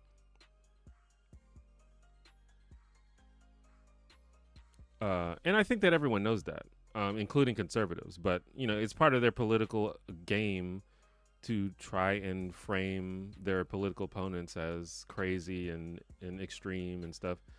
It's just what people do. And that's just an example that the right does, and the right is very good at that sort of nonsense. But the left does stuff like that too.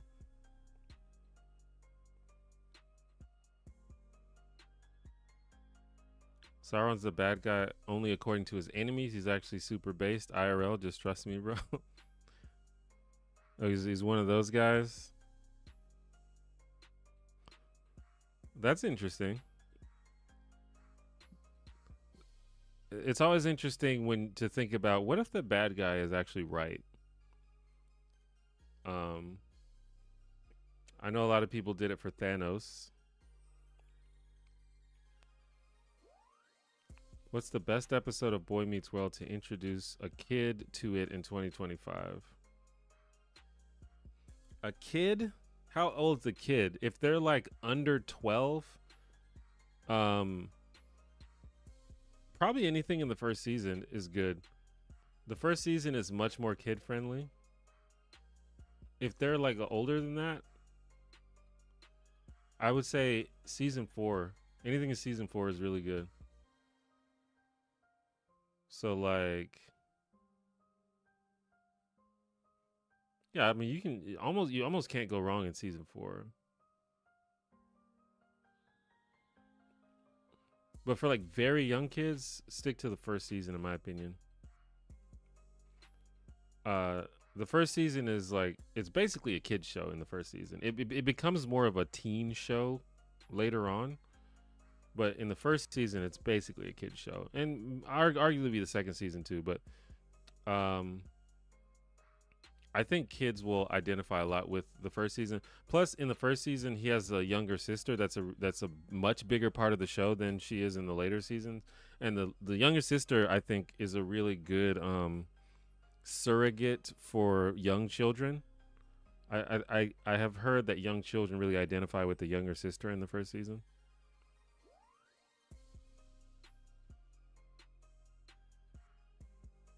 But if they're at the age where they're thinking about like dating and teenager type of stuff, then that comes a little bit later.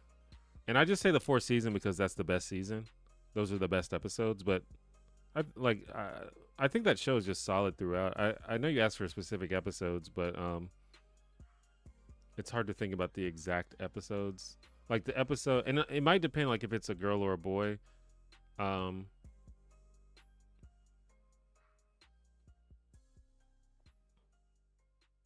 like if it's a girl, the episode where Topanga cuts her hair might be a good one,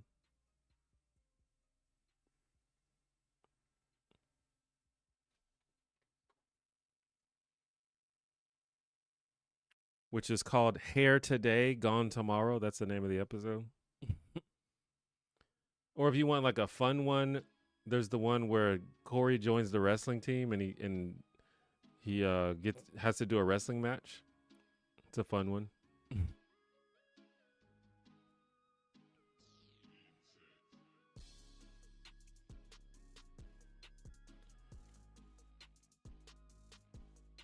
What are your plans for Christmas? I don't know the specific plans, but what I normally end up doing is just going to visit my dad and my little sister who live in Georgia. And we used to just hang out and like eat dinner or something.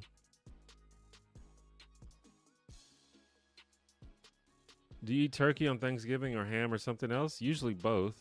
But yeah, we almost always eat turkey and ham on Thanksgiving, among other many other things.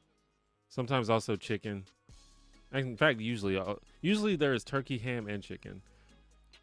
I have a very large family, so we make a ton of food when we all get together for holidays. We never ate chestnuts. We just had chestnut fights, and threw them at each other. I guess whatever's fun. We used to do that with pecans. Like, do chestnuts even? Where do chestnuts grow? Um, but I know. There was a few pecan trees where I used to live, and we used to collect those and like throw them at each other. Interestingly, I don't really like pecans.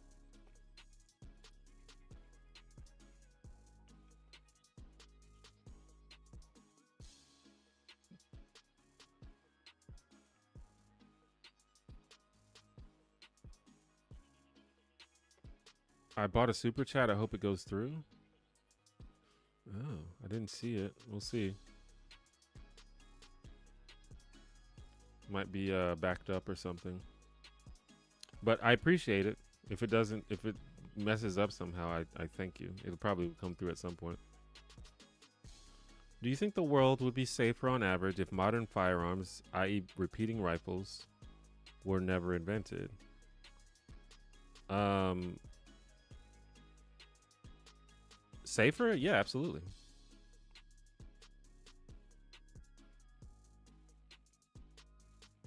But I mean, that's kind of like, I mean, I don't know. I've talked many times about guns. I'm pretty strongly anti-gun, but it's more than just like guns. It's like the culture, and in America specifically, we have like a really disastrous gun culture.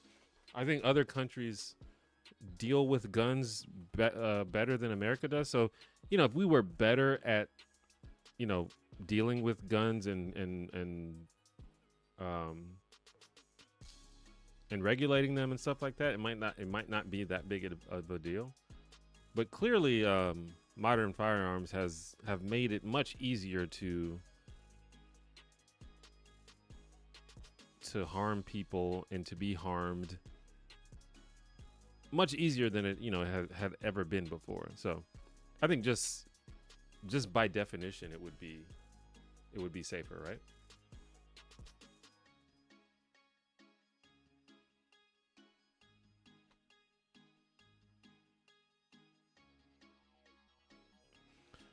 You ever have accidentally stepped, fall on those spiky balls from a sweet gum tree? Oh yeah, those things hurt like crazy. Oh yeah, I remember those.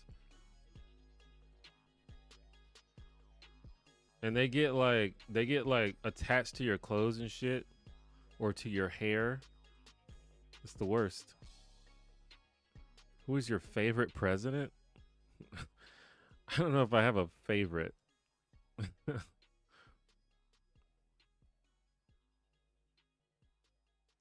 I guess I could say like who's the most interesting one, but I'm not an expert on like all the presidents.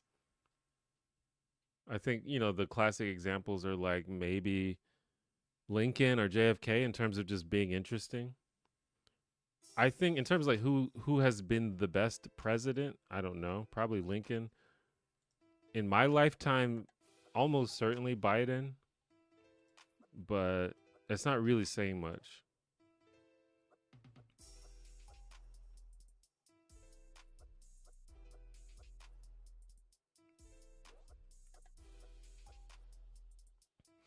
I like meeting turkeys while I'm hiking. What's your favorite animal to encounter in the wild? This implies that I am in the wild ever, which is not really the case. I'm a very much indoors person, so I don't encounter wild animals that much. I remember I encountered a boar one time and it was pretty scary. There's some boars in the woods here in Alabama if you go to the right place. But I wouldn't say that that was my favorite. In fact, that was terrifying. Um One of my friend's neighbors has or they have turkeys and they're always gobbling and it's pretty hilarious. We'll just be like outside in the backyard, chilling, and we'll just hear like whoop, whoop, whoop. It's like, what the hell's going on?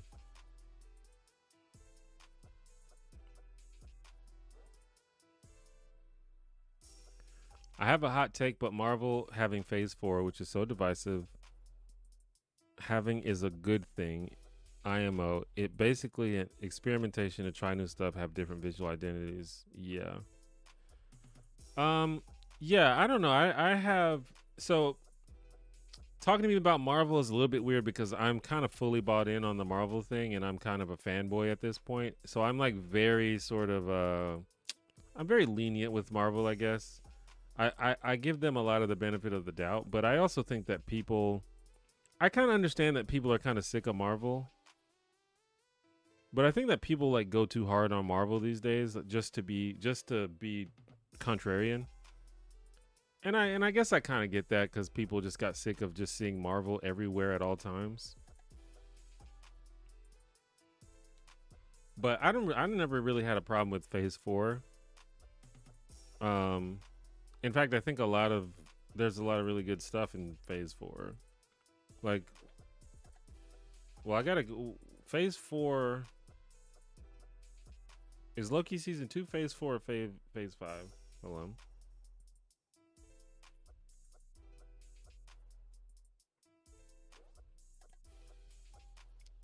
Loki 1 is Phase 4. Loki is to me like maybe the best thing they've done. So Phase 4 is when all the TV shows started to come out, and all the TV shows are good in my opinion. Um,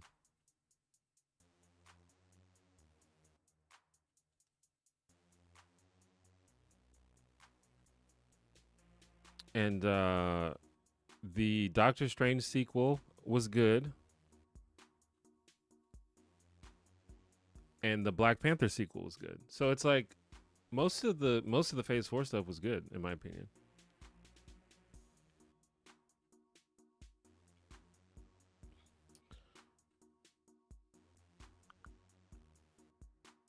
Would you rather eat a sweet potato pie or a pumpkin pie? I honestly don't think I've ever had a pumpkin pie. So this is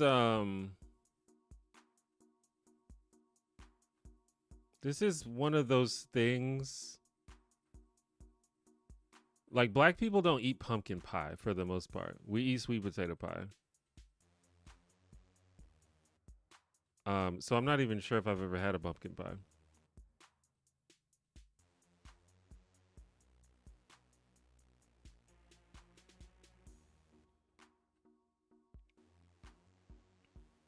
I'm sure there are black people in the world that eat pumpkin pie, but traditionally at like family gatherings, you're not gonna see a pumpkin pie at a black family gathering, but you're very likely to see a sweet potato pie.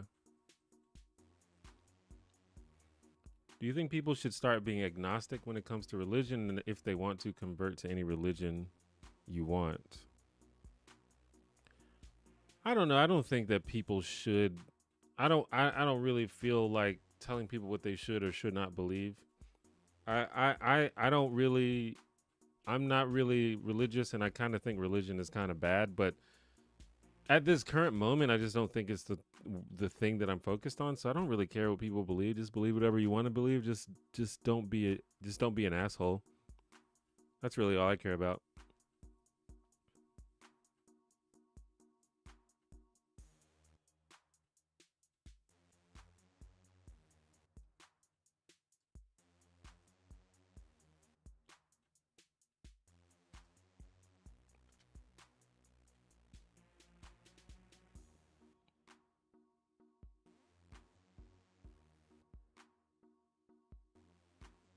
Who's your favorite Targaryen king?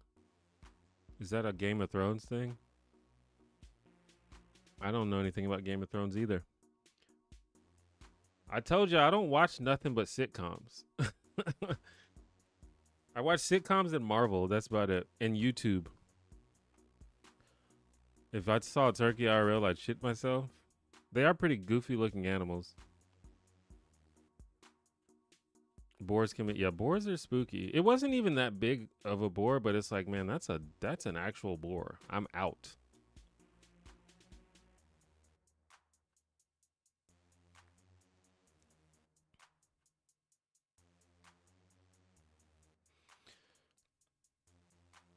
Who do you think the biggest villain of The Office is and why?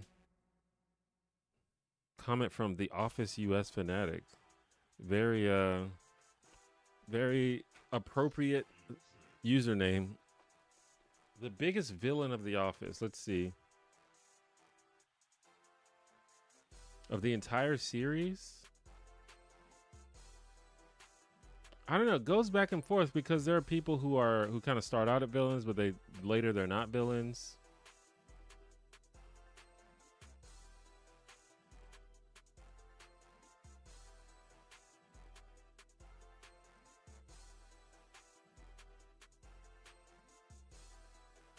And then there's more villains I think in the later seasons, but the later seasons are less memorable than the earlier seasons.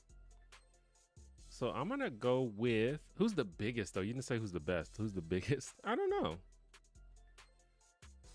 I feel like Jan has like the longest stretch of being a villain. But you could also say like Angela or Dwight, depending on what part of the show you're talking about. But then you could also say stuff like Robert California or what's her face? I don't know. I'm gonna go with Jan.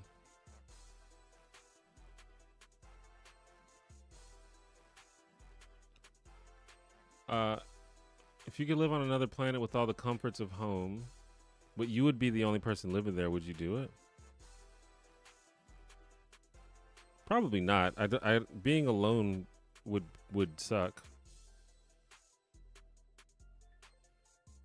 Yeah, I don't think I would want to be alone.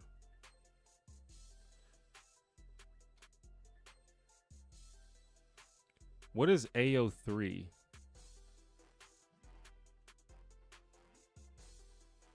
League of Legends son or AO3 obsessed daughter?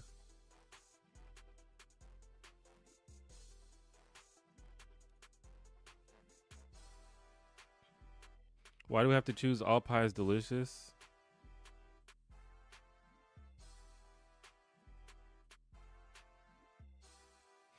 I don't know if all pie is delicious, but most pie is delicious. I'm not a fan of pecan pie.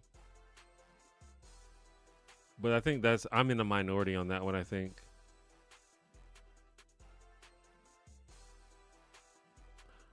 Pecan pie, pecan. There's I think most people in the South say pecan, but I say pecan. I'm not sure why.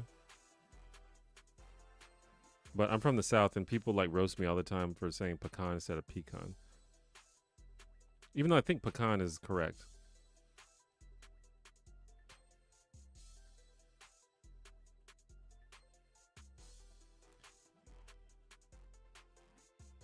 The U.S. is one of the only places where pie is only considered a dessert. Is that right?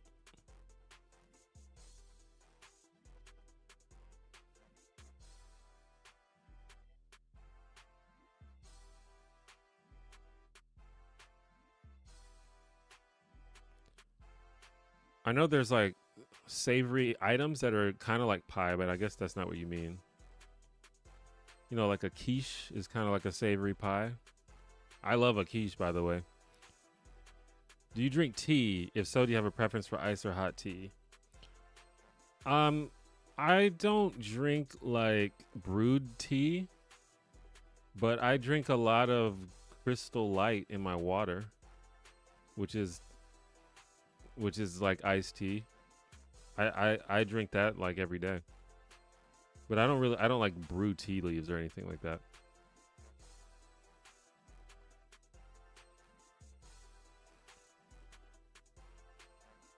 If you could visit any point in time for an hour just to watch, no changing anything, when would it be? Just to watch?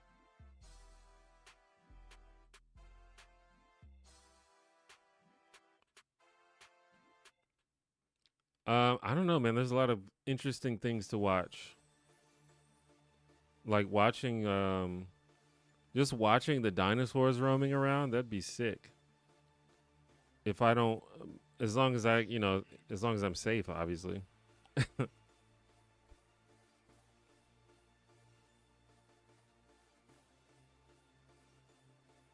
It would be cool to see just like pre, just like the era of humanity pre-colonialism.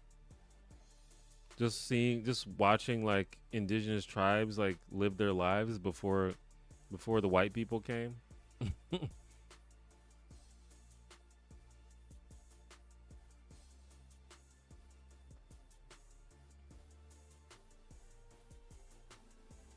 We have turkeys that just roam around where I live. Yeah, that's cool. I know that that's a thing.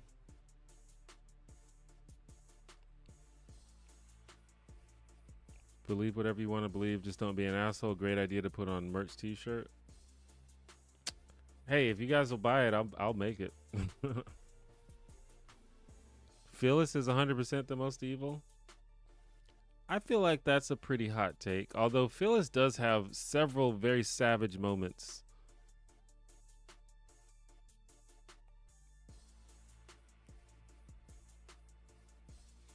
Which TV dad do you wish you had growing up? I mean, I think Uncle Phil is just the best answer. I think Uncle Phil is the goat of TV dads, probably. I feel like that's a common answer, but I think the reason it's a common answer is because it's the correct answer.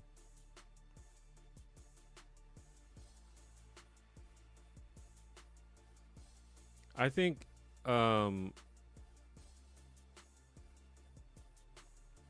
Connor is up there, but Dan is he get a little feisty. He gets a little mean sometimes. If you piss him off, he starts breaking stuff.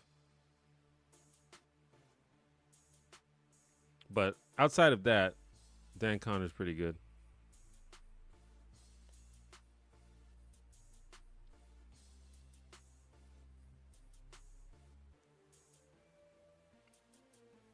What's a dad joke that's so bad but you can't help but still laugh when you hear it? Mine is Hortz walks into a bar. Bartender goes, Why the long face?" Oh yeah, that's a classic. I'm a fan of dad jokes. I don't know if I can think of just one in particular that I love, but yeah, I love jokes like that.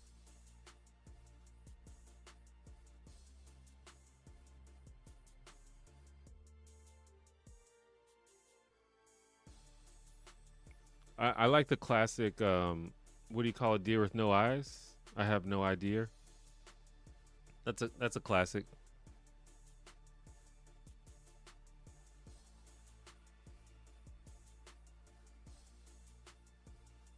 I say Jan is the most evil because of the abusive tendencies and the fact that she was the main antagonist towards Michael, not counting Toby. Yeah, I think Jan's a good candidate. I made a video about Jan. For those that don't know, probably you guys know, but in case anyone doesn't know, I made a whole video about Jan's arc in The Office. Um, I wouldn't say that Toby is a villain. Michael just hates him. It's funny. I always felt bad for Toby because Michael just hates him for no reason.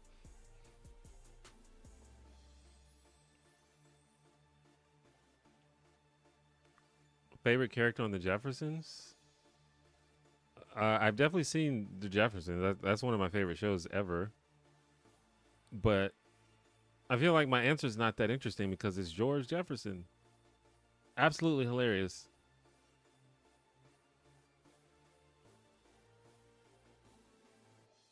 AO3 is a popular fan fiction sharing site. Okay, never heard of it. I didn't know that people that was a thing. Pecan is how they say it in the South, and pecan is how most people say it. Yeah, the South can be very special about how they say things. But they will, even though they're in the minority, they'll still roast you for saying stuff weird.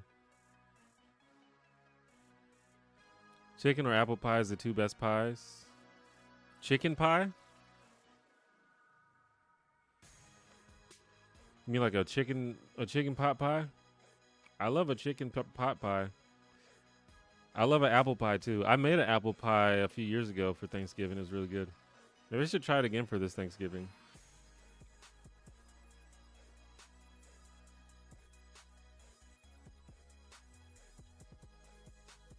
I'm researching 2014 to 2017 edgy internet for my final on internet radicalization. If you could describe it in one sentence, how would you? In one sentence? I don't know.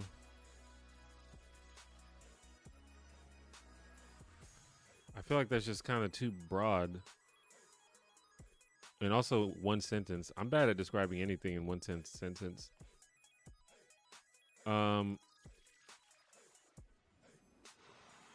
I just think that, and in fact, I'm not exactly sure what you're talking about. Like, if you're talking, are you talking about like just edgy humor? Or are you talking about politics? Um, during that era is when I really started getting into politics, and that era, that's like the fallout of Gamergate era, and that's the era that sort of where right wing sort of anti-progressive ideas started to become mainstream, and I think that's, you know, a big part of why we are where we are today.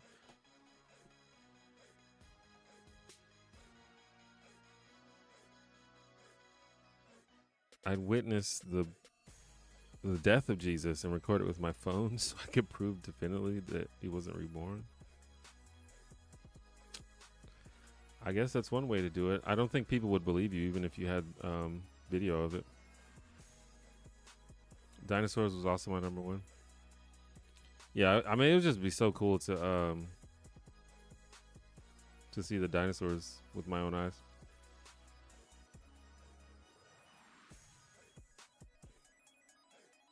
When Phyllis tells Michael he's the same age as her, it's pretty savage.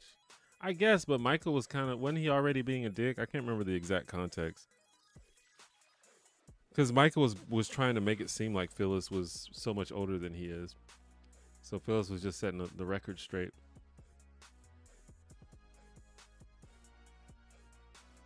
Uncle Phil. Yeah, rest in peace, James Avery. What's your favorite sitcom? So the answer that I give is Parks and Rec, but the real answer is The Cosby Show. But it just feels weird to say The Cosby Show now. But yeah, The Cosby Show is probably my favorite show of all time. But Parks and Rec, I would say, is probably number two. I love that show so much.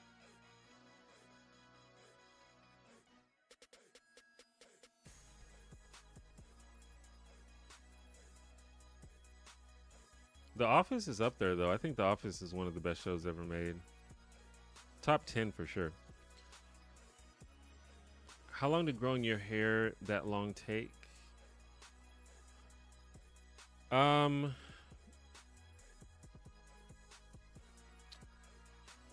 think I'm at 14 years now. If I remember correctly, the last time that I got a haircut was 2009. So I've been growing my hair since 2009.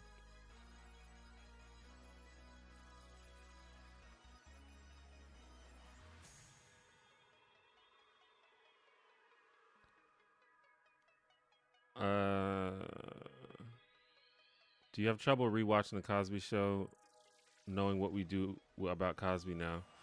Yeah, I think you even asked that before I started talking about it, but it gets weird. I mean, I can still enjoy it, but it gets weird here and there, especially with certain episodes, like the episode where Cosby's talking about his barbecue sauce. But yeah, no, it's a great show, and so many people came together to make that show, other than just Bill Cosby. So I can appreciate the show still. How do you navigate everyday life? I don't know. That's a really broad question. Can you be more specific? Toby's one of my favorite characters. Yeah, I love Toby too.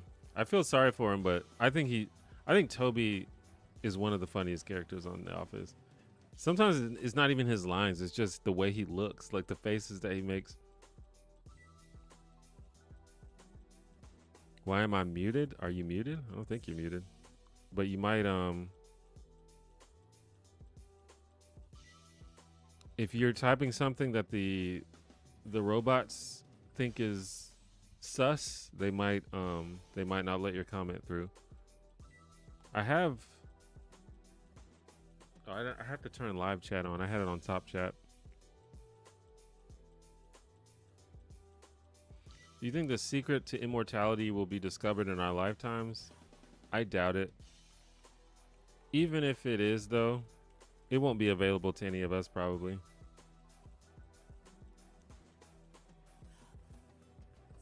Fresh peach pie.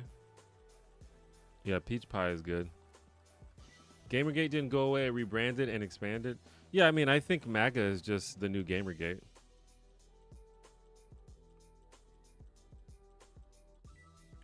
MAGA is sort of the end result of Gamergate, or at least the continuation of Gamergate. The expansion. What's the smallest inconvenience that can immediately ruin your entire vibe? I try not to let small things ruin my vibe like that. I'm trying to think if there's an example.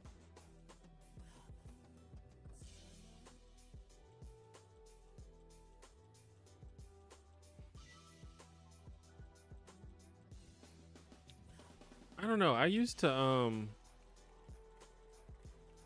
I don't know about ruining my entire vibe. There's annoying things that people do. Like, as a content creator, I get comments every day, and every now and then you get a comment that's just like so obnoxious that it's like, bro, is this a real person? And honestly, it might not be a real person. It could be a bot.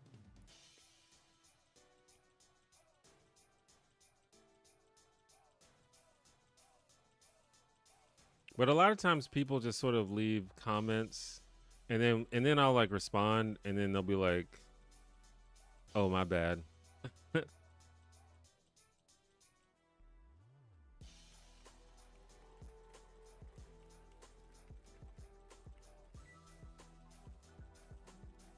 My favorite is when people leave comments and they're like just 100% wrong, but they speak with so much confidence.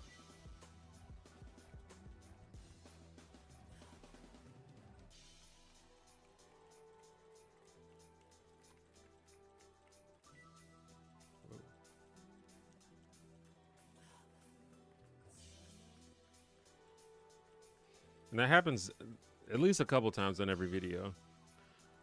It's an interesting situation to be in, because when I make a video about a show, it's usually because I just watched the show in full. So I feel very sort of informed about this show. But someone who, focus. But then, people who they'll come in with a comment that are like, well, actually, that's not right. That's not correct.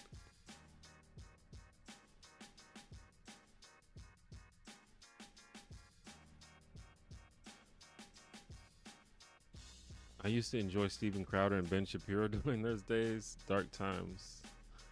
That's a yikes for me. I mean, I flirted with the sort of anti-feminist sort of thing. I don't think I ever went full anti-feminist, and I never really liked people like Steven Crowder or Ben Shapiro. Like, I never really I never went like full conservative, but now or but then and even now I found myself often annoyed by the left and often annoyed by progressives and activists. Um, and so I would like sometimes go hard on that, maybe a little harder than necessary. And to this day, I still am often annoyed by the left and often annoyed by progressives and activists, but I engage with it differently. Um, for one, I try to make it clear, you know, there's different degrees of things. Like leftists, for example, even if leftists are annoying, there's not that many of them. They don't have that much power. So you don't really have to worry about them that much. And even beyond that, if I think the way someone put it is if the most obnoxious leftists, if you compare what the most obnoxious left-wing people want to what the most obnoxious right-wing people want, it's just not even close. Like if you give the left what they want, it's going to be a whole lot better than if you give the right what they want.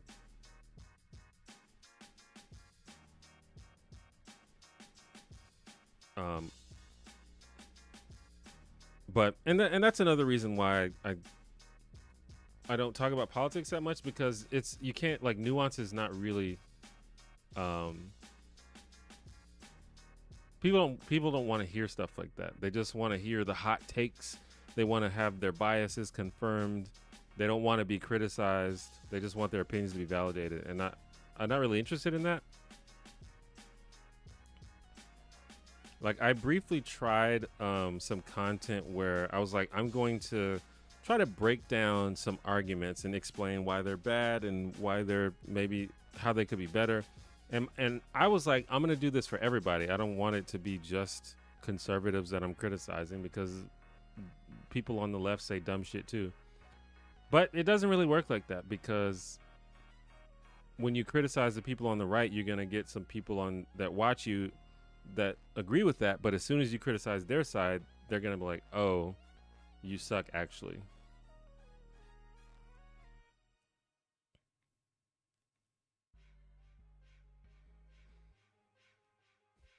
Do you think human beings are on our way out and dinosaurs are coming back? I don't know about all that. I think human beings probably not on our way out, but I definitely don't think humans are gonna last forever. I mean, nothing's gonna last forever, but humanity, yeah, I think there's gonna be some disasters in among humanity in the next millennia or so. Probably not soon though. Thoughts on Witcher season 4? I've never seen it. Haven't seen any of The Witcher.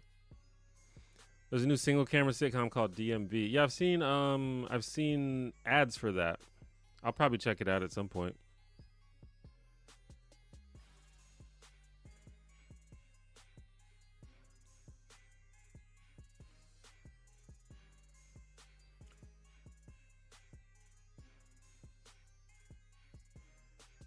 Did you ever watch Mad Men? I enjoy it, but it definitely comes off as very on the nose and pretentious on rewatch, and some of the acting is rough.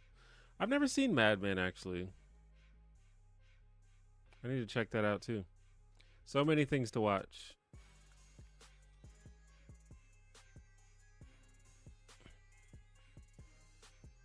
I should have worded as the internet radicalized pipeline, Gamergate, NCSJW content. I'm writing on how that helped create our current politics. Yeah, that. Yeah, and I mean, that just kind of. I think what I said holds. That was basically when. Because I think prior to that, prior to Gamergate, sort of sort of like milk toast liberalism and pop feminism was kind of like the dominant political culture on the internet, and Gamergate just completely changed all of that.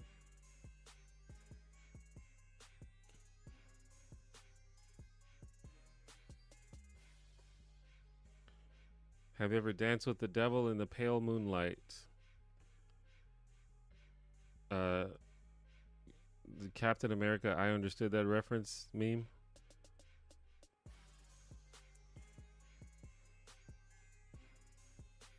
Hi T1J, I'm looking for a movie to watch tonight. Do you have some movie suggestions? What kind of movie are you looking for?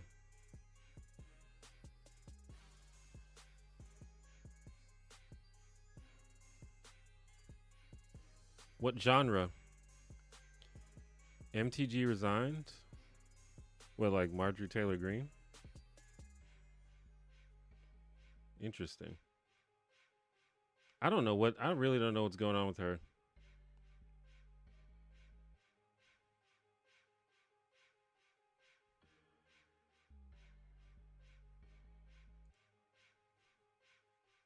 Ever watch Frasier? Frasier. I've definitely watched Frasier. Frasier's a great show.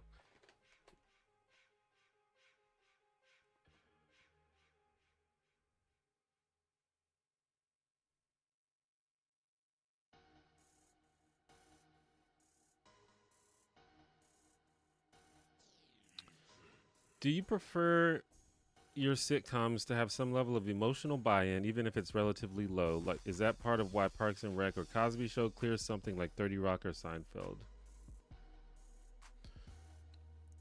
I guess emotional buy-in. I don't know if that's the way I would put it. I've actually thought about making a video about this. I saw a video recently called, I think it's called The 7 Levels of Rappers. And it basically talks about different tiers of rapping ability. And this is only interesting if you're interested in hip hop. But I thought it was really interesting because he was like, there's some people who are like good, and there's some people who are great, and there's some people who are just like goats, and there's some people who are trash, and there's some people who are mid. And I feel the same way about sitcoms. And I might do a video, so look out for that. I might do a video about like different tiers of sitcoms, because there are some that are like great, but then there's some that are just on another level. And I don't know if it's about emotional buy-in, but it's a combination. I feel like I still have to think about it more. But for one, it's like, A, is it funny? Obviously, that's a big thing. If it has to be funny, it has to have great characters, like great, memorable characters. But I think also, it's not necessarily an emotional buy-in, but it's just storytelling. It's like, are they telling an interesting story? Like, are they playing around with themes? Are the characters like evolving or having interesting moments and things like that? And that's kind of, I think that's the difference. Like Seinfeld, I think is very funny, and it's also just like, is it just a well-made show? Um, Seinfeld is very funny, but it has no character development whatsoever. Um, it has good characters, like the characters are well defined and well established, but this, like, it doesn't tell interesting stories. It's just funny, which is fine. I'm not saying that every show has to do all these things, but I think if you succeed, it ends up being a better show. And same thing for 30 Rock. Like, it's funny, has good characters, but the storytelling is pretty shallow. But that's because that's just not what they were going for. They were just trying to make a funny show, and that's fine. But I think when you succeed at telling good stories, that puts you a step above. And it can go in opposite ways, like, for example,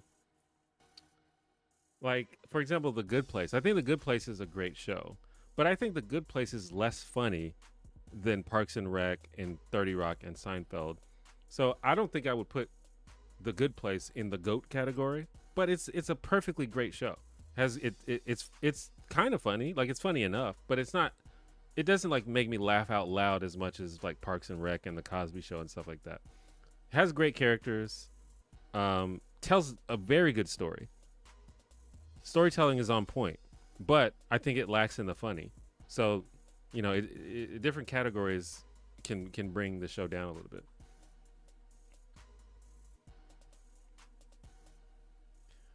The internalized misogynist phase that many teen girls went through during 2014, 2017 was pretty rough.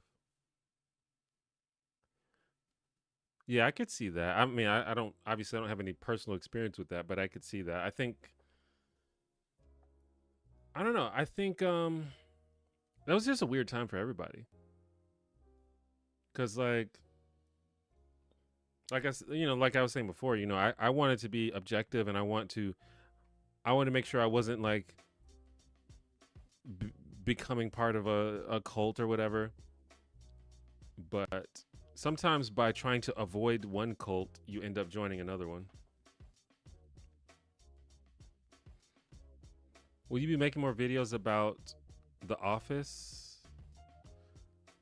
I think there's a good chance that I will make more videos about The Office. I don't have one currently in the pipeline, but there's a lot of stuff that I could talk about related to The Office.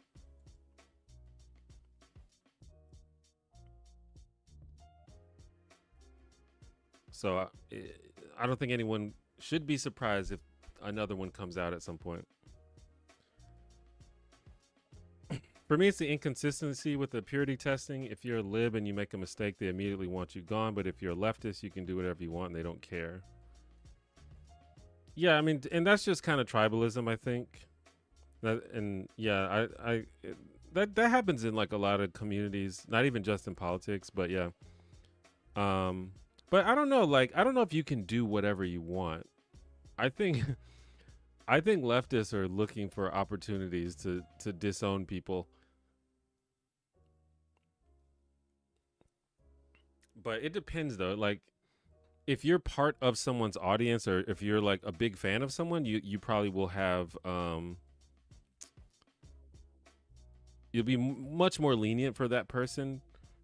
But there's like different segments, you know. There's like I'm trying to think of a good example. Like for example, there's like Hassan fans and then there's like I don't know, like Sam Cedar fans and stuff like that. Probably a lot of leftists in both groups, but I think there's probably a lot of Sam Cedar fans that would love to cancel Hassan, you know?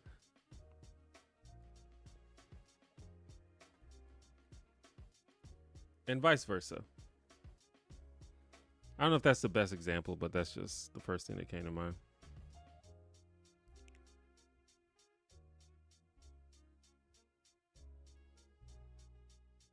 I've come to realize most obnoxious left-wing people I have seen have has never been IRL. Even the most progressive cities and areas, you really have to go out of your way to find these people. That's kind of true. I think people just behave better in public, but um, you never know what someone like truly believes in their heart. But yeah, people are just less obnoxious in public, and I think that goes for everyone.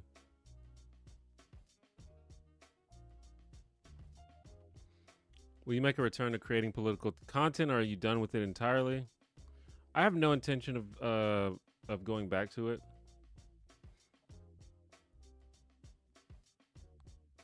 You never know what can happen, though. I'd say give it like 10 years. Maybe if the political conversations are better in like 10 years, and maybe. But yeah, I have no desire. It's a shit show. It's not fun. Um, I just don't think I just don't think the internet is a good place to discuss politics right now.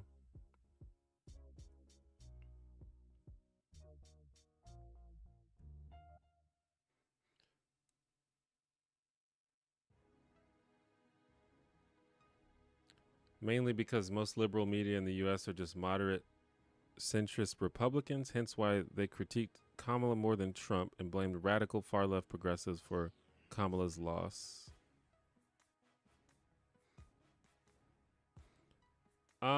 I don't think that the far left is to blame for Kamala's loss, but I do have beef with the far left for shitting on Kamala all the time and just Democrats in general.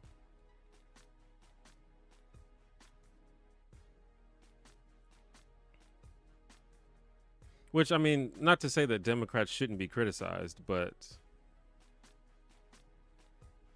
unfortunately, there's only two parties, and you have to pick one, and the one that you have to pick is the Democrats. So it's unhelpful to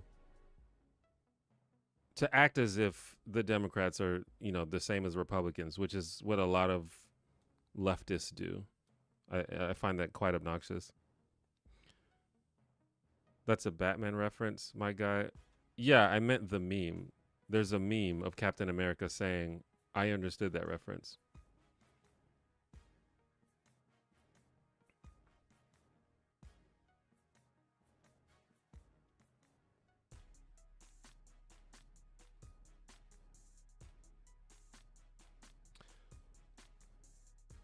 I seen the same video. It was good, but white dudes preaching about rap music doesn't sit right with me. I mean, I kind of feel that way, but the thing is, I didn't really. I think that the video was well made and made sense. So again, if you do a good job at the thing, then I can't really hate.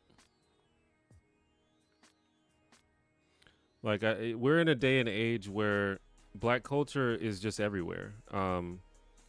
It's like if you don't like white people interacting with black culture, that's something you have to get over really fast, because everything is everything now. Everything is everywhere. Like it cannot be escaped.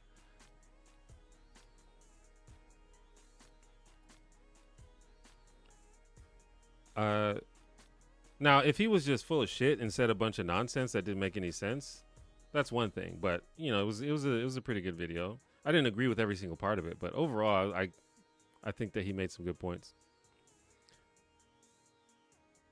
If you were to make a lot of money, millions, but were forced to live in Dubai, high infrastructure, high convenient society, but pretty much no democracy.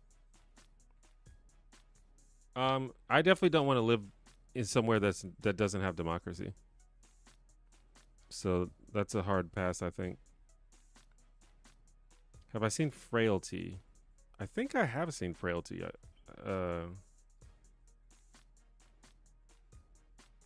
I can't remember it though. It seems like I've seen it though.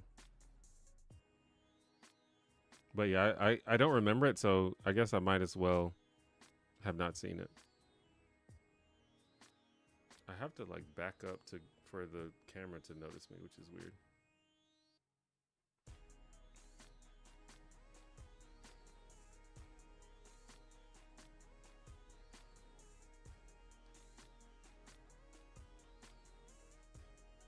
Jenna and Tracy are top tier. Yeah, great characters for sure on that show.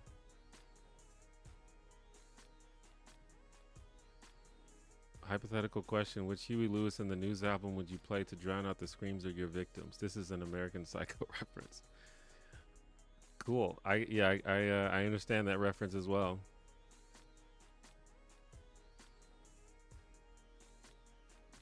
You haven't watched Sam Cedar in a while, huh? Him and Hassan are tight now. Yeah, I didn't assume that they weren't tight. I don't know that their audiences are tight, but yeah, that was just kind of a random example, and probably not the best example, but I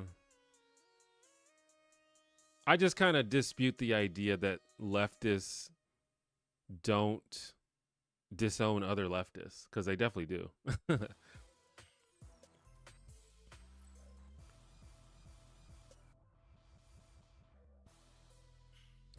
Don't know if this is a unique experience, but in some of the leftist spaces I've been in, it's a lot of grand ideas that I like, but no tangible roadmap. Maybe that's just me. I don't know. I mean, I kind of feel the same way, and I don't want to necessarily turn the stream into like dunking on leftists, but I do think that socialism is very this is going to sound mean, but I think socialism is very appealing to people who don't know that much about politics, because the ideas sound good, and they don't, it's kind of like utopian almost. I think probably a lot of socialists would take issue with that, but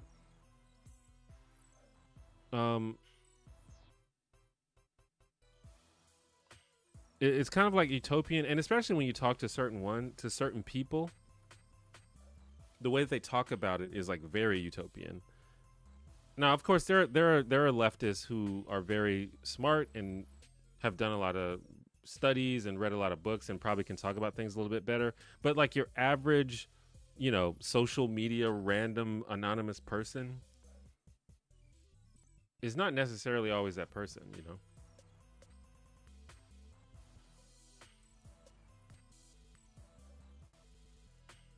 But I kind of feel like this for all politics. I feel like most people these days don't really have very sophisticated political takes. Everything is very emotion driven and very sort of outrage driven, which I don't find super productive. And I feel like that goes for everyone.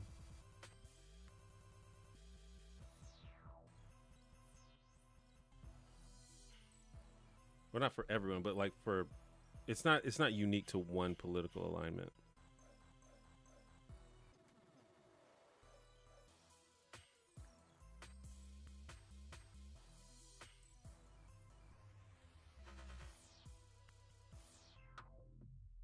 But I think I did alienate a lot of the leftists that were in my audience at one point because I think there was at some point it was assumed that all progressive or all left wing content creators were socialists or anti capitalists, which I don't really consider myself. I definitely don't. I'm not like this huge free market capitalism guy, but I don't necessarily mind, you know, owning stuff and profiting from your business and stuff like that.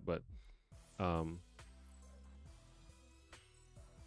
but at the same time, I feel like if Congress randomly, like if we just got a whole new Congress and they were just like, you know what, we're gonna try socialism and see how that goes. I'd be all for it. I'd be like, let's try it. Let's see if it works.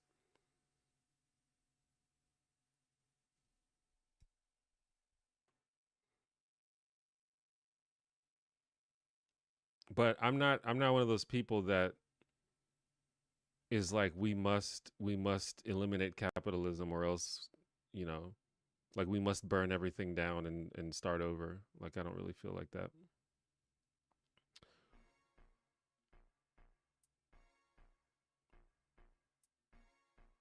Black culture is basically the entire foundation for much of modern American culture. Is kind of crazy once you notice it. Absolutely. I mean, it is crazy.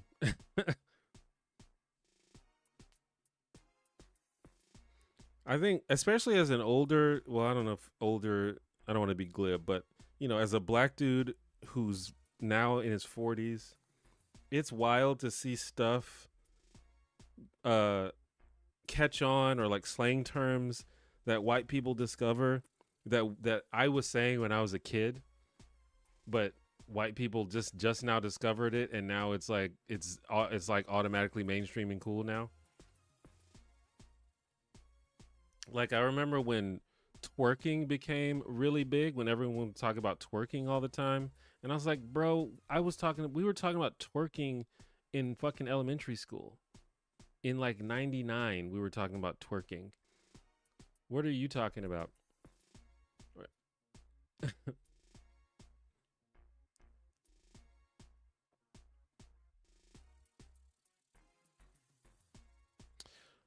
What's your favorite TV show on right now?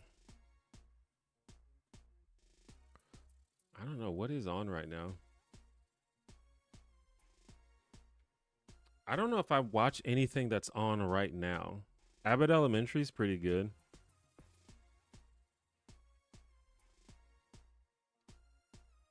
But yeah, I don't think I've been watching anything that's currently on. I can't think of anything at least.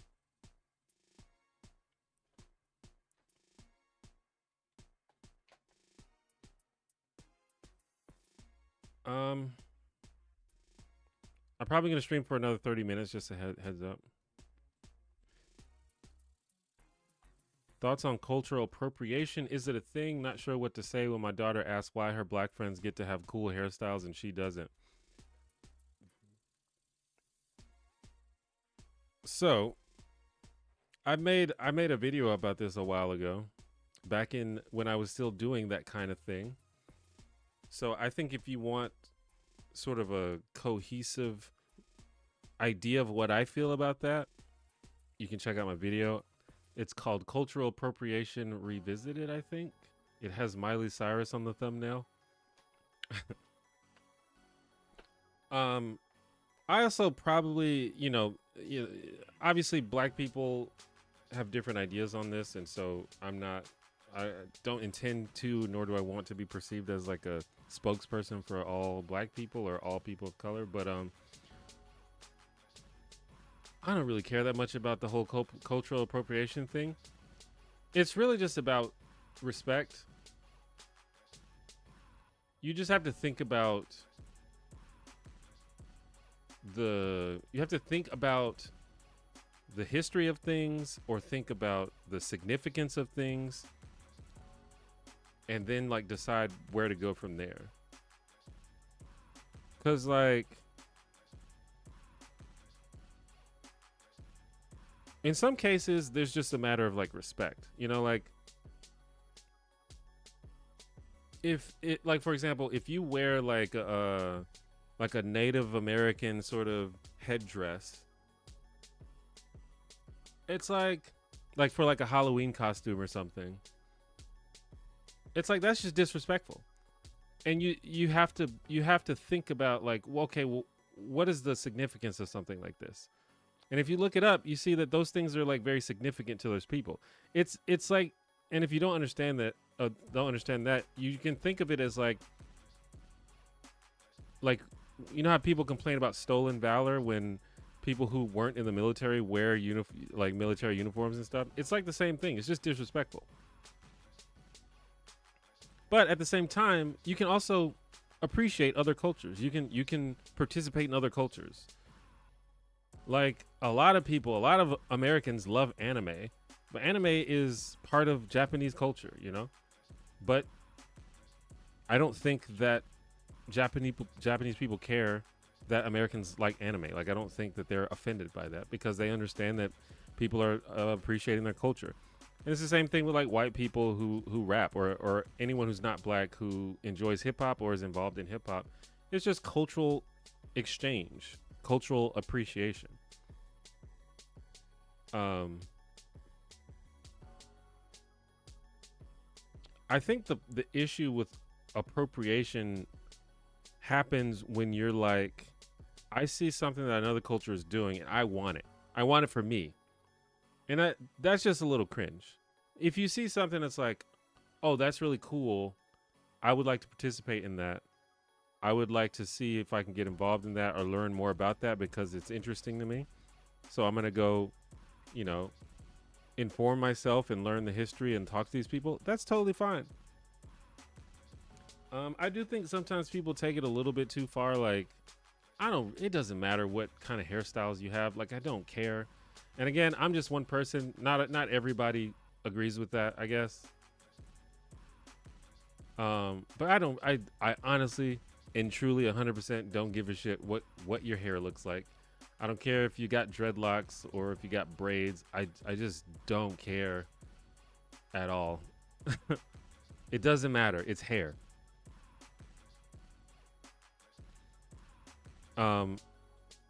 If there are certain hairstyles that are like very significant, like very, like there's clothing, there's certain types of clothing and accessories that might be very significant and it might be a little disrespectful. But outside of that, it doesn't matter, man. Like in the video that I'm talking about, I reference that, and lots of people have done stuff, but like a while ago, Katy Perry did a performance where she was wearing like a kimono, Japanese type of thing, and people were like, "Is this cultural appropriation?" And it's like, it could be, but it could also be that Katy Perry just wanted to share in the Japanese culture. And at that point, it's a matter of trying to read someone's mind, whether they like actually appreciate the culture or if they're just trying to steal something because they think it looks cool. And sometimes you just don't know. But for yourself, you just have to just be respectful about it, really. That's how I feel. I think I talked a little bit more than I meant to, but yeah.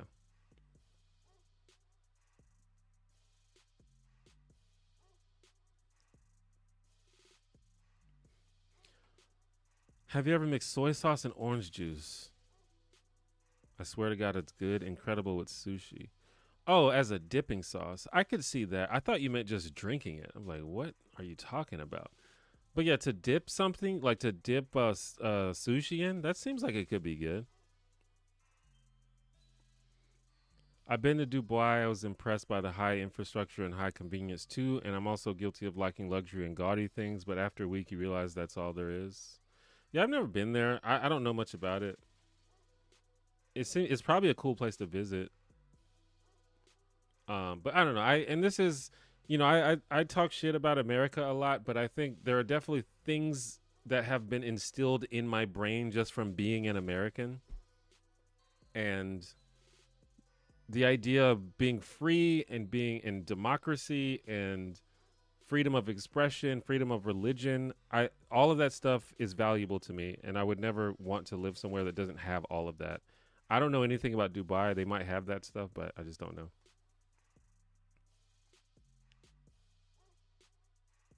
Do you think you'd be a Republican if they still had a progressive wing like they did when Teddy was president? I don't know. I don't necessarily align myself with as being part of a party, but even now, if there's a progressive Republican, I would consider supporting them. I don't really care necessarily about the party. Obviously, nowadays, I don't know of any progressive Republicans. I don't know if that exists, but I'm open to there being one. Um, so you know I'm not like loyal to any party. It's just nowadays, just across the board, the Republicans have been pretty awful.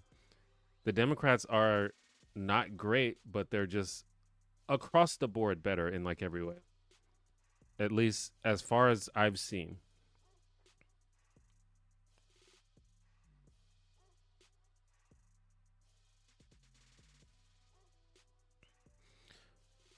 When I took intro to business class in college, the textbook was incredibly biased. It was strange to see. At one point, it said that diversity was a threat to the work environment. Interesting. I mean, there are people that believe that. I don't. I looked into that because a long time ago I was gonna do a video about it. I think, and I think that's just like provably not true. And even just like, um, I mean, I don't like to use the term common sense, but like it's obviously not true. Like diversity is just a good thing in almost every situation. Diversity of thought, diversity of opinion.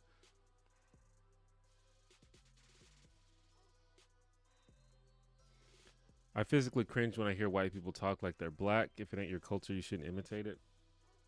I just don't think that's just a thing anymore. Like I don't like when people say talk like a black person because that implies that there is a way that black people talk, and I just don't know. Like obviously there's certain communities and certain areas of the country where there's a lot of black people and they may talk in a similar way, but that sort of alienates anyone who doesn't talk like that. Um, so I don't know. I've always felt weird when people say that. Um, like when people accuse people of having a black scent, like that implies it's like, what do you think black people talk like?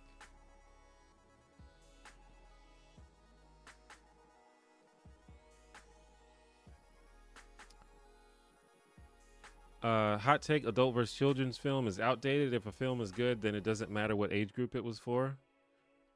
I agree. I judge everything based on its own merits. I love. There's a lot of children's movies that I love. I watched Aladdin the other day. That movie is still a banger. I like your hair. I appreciate that. My stepmom was Indian, and she would take us to Indian restaurants and do stuff that educated us. It's a great way to introduce kids to other cultures and get them to appreciate rather than envy. Yeah, appreciate rather than envy. I think that's a good way to put it. Do you like any weird pizza toppings? And if so, what are they? I would not say that I like any weird pizza toppings. I think my pizza tastes are very standard. In fact, I think pizza toppings are overrated. Just give me a pizza with pepperoni on it. I'm good. Or just bacon, maybe. I don't need a bunch of toppings. Just one solid topping is all I need. And then they like charge you more for extra toppings. It's the biggest racket of all time. They charge you like $2 extra for an extra topping. Really? This is worth $2 extra? Come on, get out of here. Because if you have extra toppings, like if you have one topping and you upgrade it to 2 toppings, I feel like you get less of each topping. It's a scam. You ever play Smash Bros? Do you have a main? Oh, I played a ton of Smash Bros. I used to play Smash Bros competitively. I used to go to tournaments and stuff. I used to be pretty good. In fact, I guess I'm still pretty good, but I'm definitely rusty. But at one point I was one of the better. If I was like top 10 in my state at Smash Brothers Brawl. That game was my heyday of Smash. But yeah, I played every Smash game. 64, I made Jigglypuff. Melee, I made Peach. Brawl, I made Snake. Smash 4, I made Falco. And Smash Ultimate, I made Ike.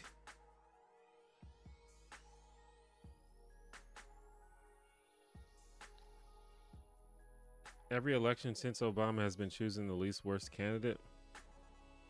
I mean, I think that's been every election, period, including Obama. I will say, at least in Obama's first term, Obama did a very good job of making it seem like he was different, which in some ways he was, but in many ways he wasn't.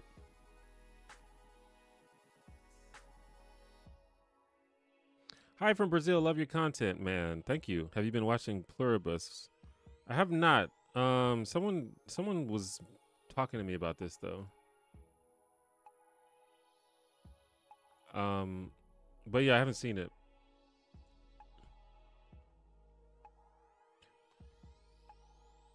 I'm in a weird position where it's hard for me to keep up with new shows because I'm always watching something else as research for a video. So I don't often have time to watch new shows. What up, bro? Any future videos on Full House or Fresh Prince of Bel-Air? I think it is very likely that I will make a video about either of those shows. Fresh Prince of Bel-Air, I would assume would probably be first because it's just shorter.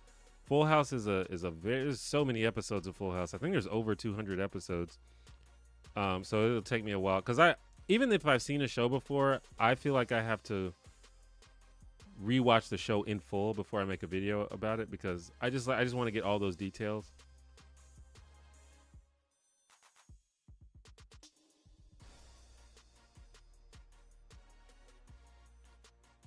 But yeah.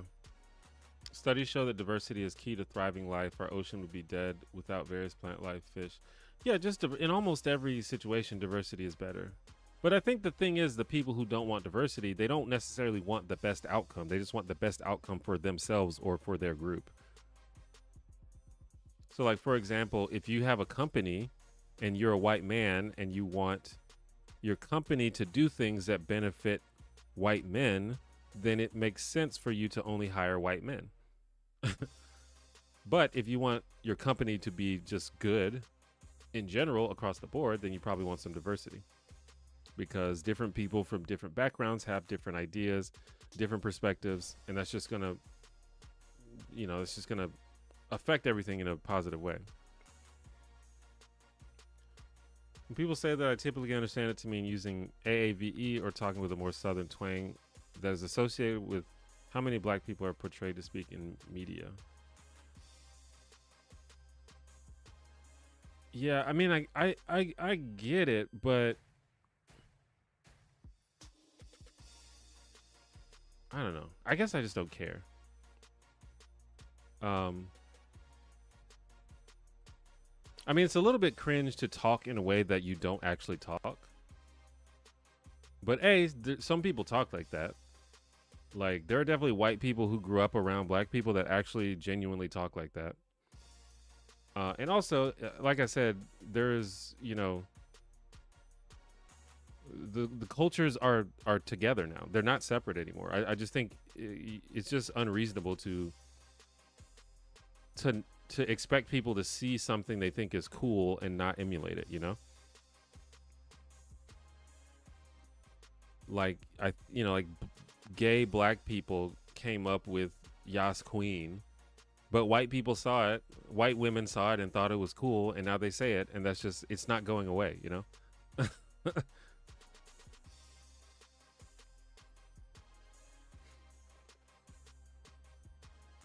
I guess it's unfortunate, but I think the ultimate goal is for, people to share culture with each other.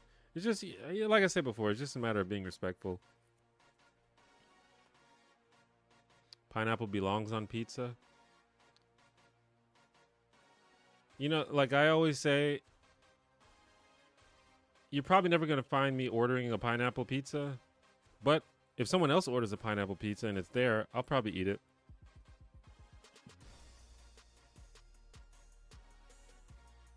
If you had to pick your own personal golden age of TV, which years would you pick?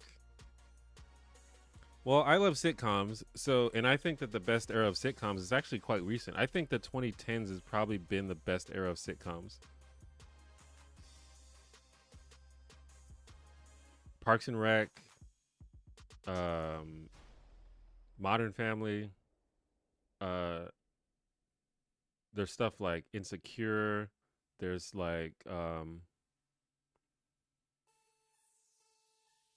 Brooklyn Nine-Nine, The Good Place. Like there's so many bangers in the 2010s. But pretty much every sitcom that I can think of from the 2010s was amazing.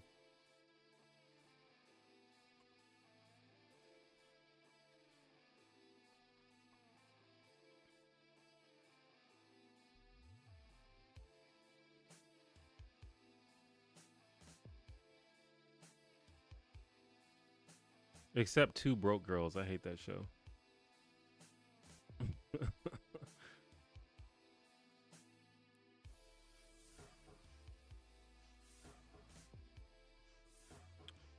When I did my ancestry DNA test, I was really hoping to discover a secret affair and find something interesting. Just more white stuff I didn't know about. Honestly, disappointing. I I feel like a lot of people did that.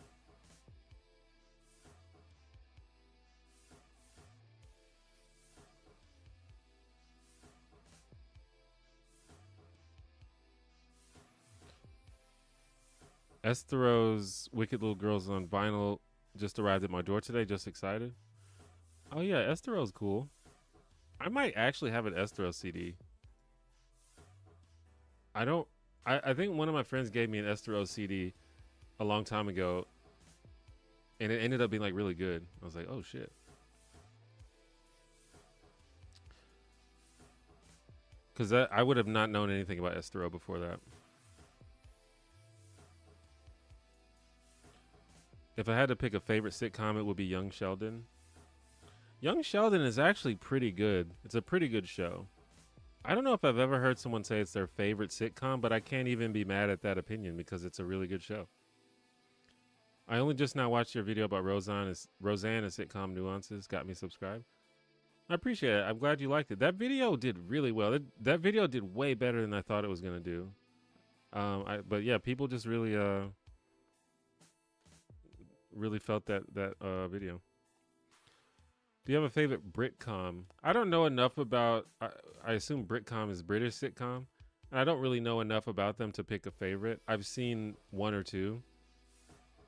Like I've seen the IT Crowd, and I really like it.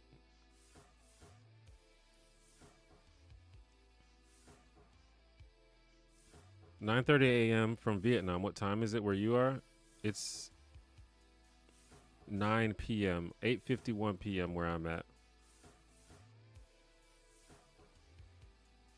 I can't stand Kat Dennings. I don't know what it is about her, but she pisses me off. I don't mind Kat Dennings. I just think that particular show is not funny. Kat Dennings, like, it seems like, I don't even know how to describe it. She's one of those people that like always plays the same character, which is not a bad thing. But yeah, she does play those sort of like snarky characters, and she has a very sort of distinct kind of like voice that may be a little grating to people. But I don't mind Kat Dennings.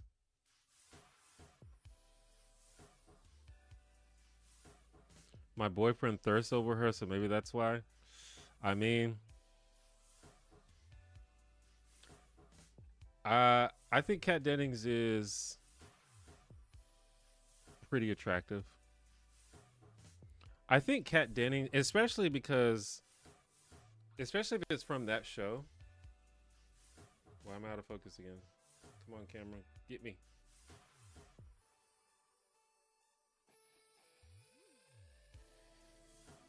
But I don't know. On that show, her character is like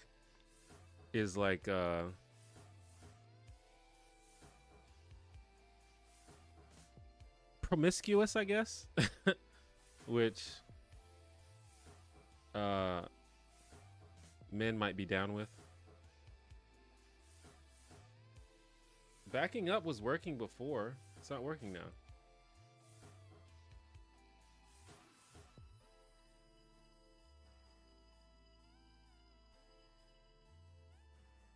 There we go.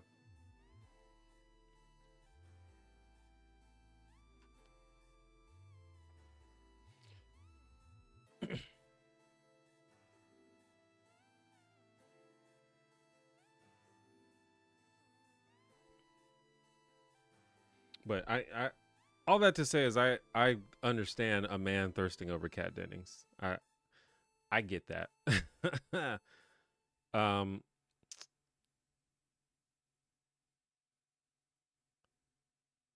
I'm white and I love soul food and I use actual spices on my food. That's great. I think soul food is the best food. Top Gear UK is hilarious, not a sitcom though. But I thirst over T1J, so it's okay. Does your boyfriend hate me? The Twilight Zone series is worth watching. I love the Twilight Zone.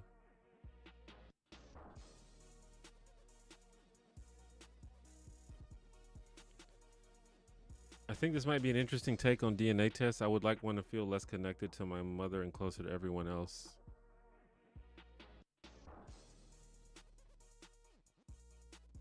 Interesting. That is an interesting take.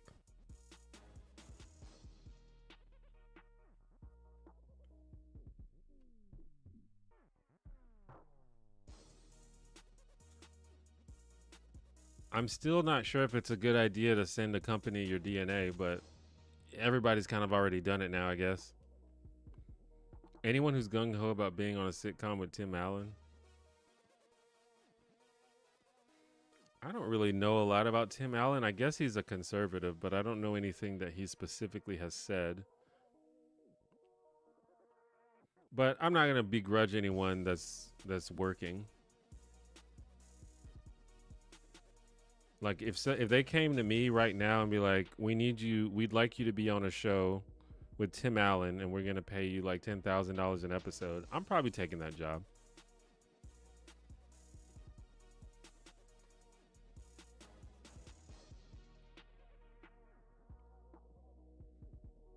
Would you like the Boondocks to come back or leave it in the past?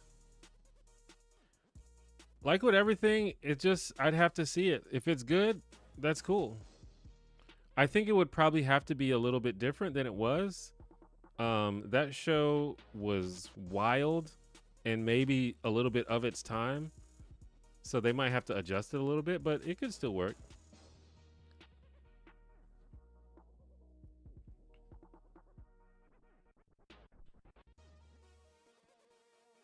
What even is focus? How do magnets work?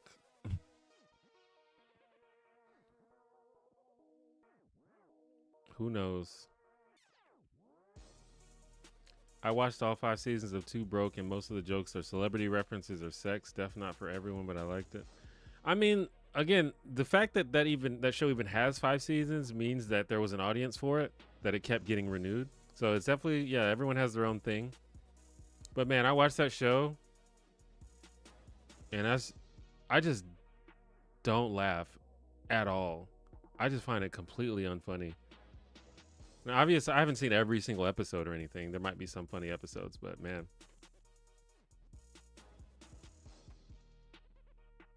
But yeah, to each their own. Different strokes for different folks.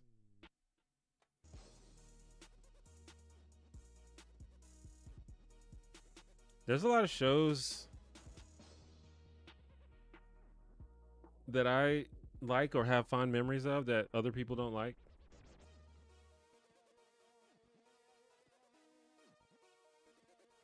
And there's shows that other people like that I don't like, including that one.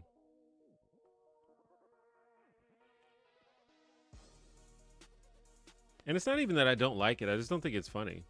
Like, the characters are good. I think the characters are good. And I didn't really watch enough of it to really dig deep into the storylines, but it did seem like it had some interesting stories. I just don't think it's funny.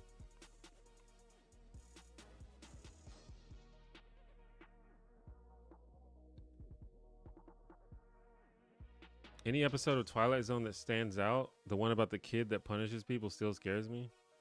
I don't know any if we're talking about the original Twilight Zone series, I feel like every episode is good.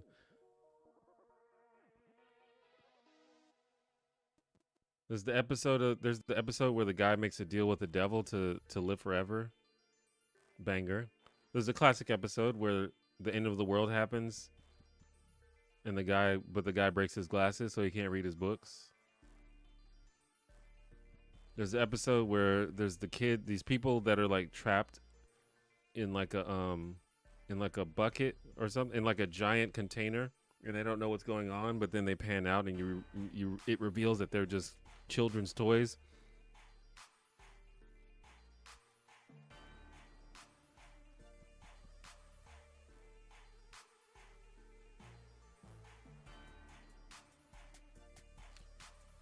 He hates Justin Bieber because I'm in love with him.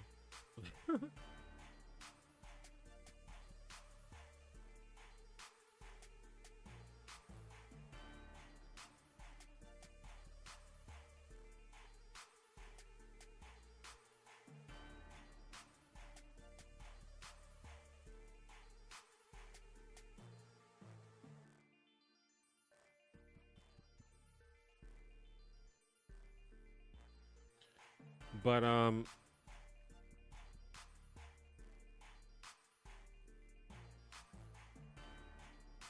probably gonna reach the end of the stream here. Did you like The Outer Limits? I think I saw that, but I really don't remember it. I've probably seen a couple episodes of that, but yeah, I don't know enough about it. I thought you were talking about the Twilight movies. No, not that. Although, Twilight's another one of those things that some people love and some people hate. I think those movies are, well, I've only seen the first one and I thought it was pretty bad. But I know people that love Twilight, like unironically love it.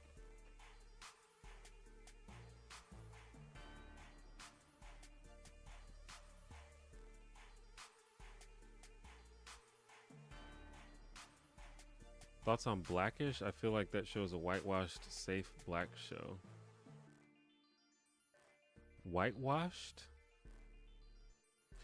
I like Blackish. I don't know if I would describe it as whitewashed, but I don't even know what exactly you mean by that, because all of the main characters are black. So it's like, how is it whitewashed? But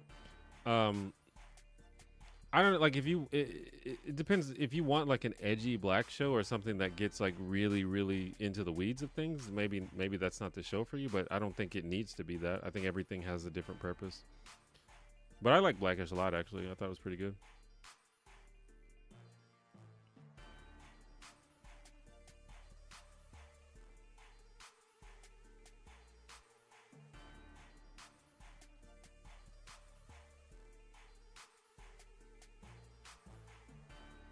Yeah, I think it's just probably just has a certain place in society. I don't think everything has to be everything.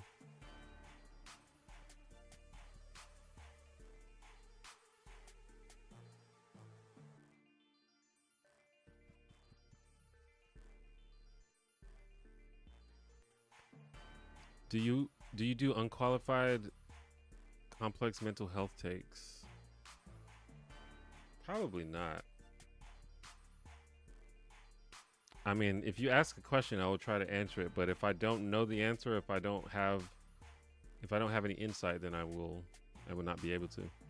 But we're actually getting to the end of the stream here, so whitewash probably means sanitize for whites. I guess so. I don't know. I don't know what like. I guess I would need an example like of like what is an example of something being sanitized for whites, and why is that like A, what's an example, and B, why is that bad, and C, like um what should they do instead? I guess I just don't know the answers to those questions.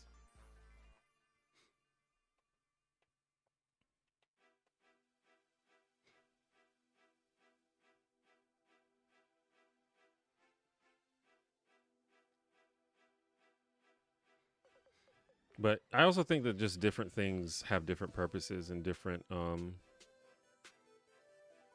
not every show is really meant to do the same things.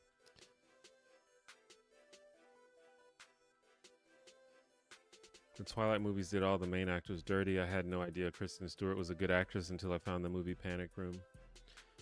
Yeah, I think a lot of people felt that way. I felt the same way about Robert Pattinson as well. The funny thing about that movie is it makes Kristen Stewart seem like a bad actor, but after like knowing the movie, it's like actually she did exactly what she was supposed to do in that movie. Her character is like a sort of bland self-insert type of character. Like women are like teenagers and women and girls are supposed to be able to insert themselves on her, so her personality is not supposed to be that strong. So she kind of did it perfectly. But yeah, I fuck with Kristen Stewart. She's chill.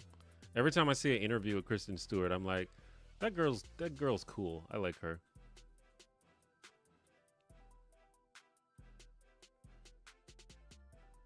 And same thing with Robert Pattinson. Like Robert Pattinson is a great actor as well. And he's also seems like a chill, goofy guy.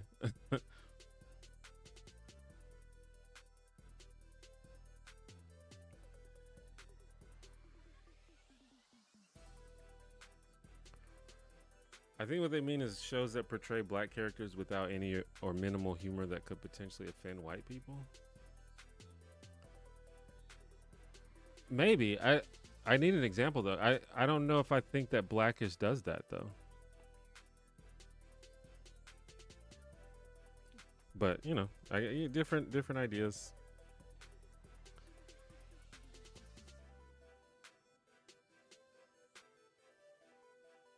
But yeah, I think I'm gonna go ahead and end the stream. It's getting a little late, and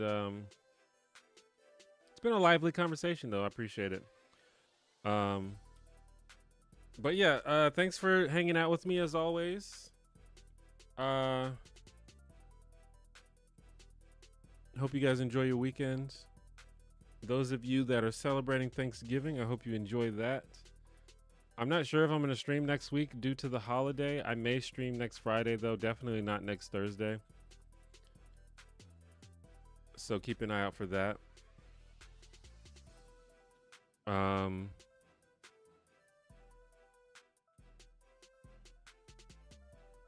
I always forget what I want to say at the end. But yeah, I normally stream on Fridays. I normally stream Thursdays and Fridays. I'm not going to stream next Thursday. So keep a lookout for next Friday. We'll see. I may or may not. If you haven't seen my most recent video, you should do that. It's about The Office. And I will have a new video out in 2 to 3 weeks. I'm finishing it up, so keep a lookout for that. Outside of that, enjoy your weekend, enjoy your holidays, and just remember to be kind to each other. And I'll see you all next time. Bye-bye.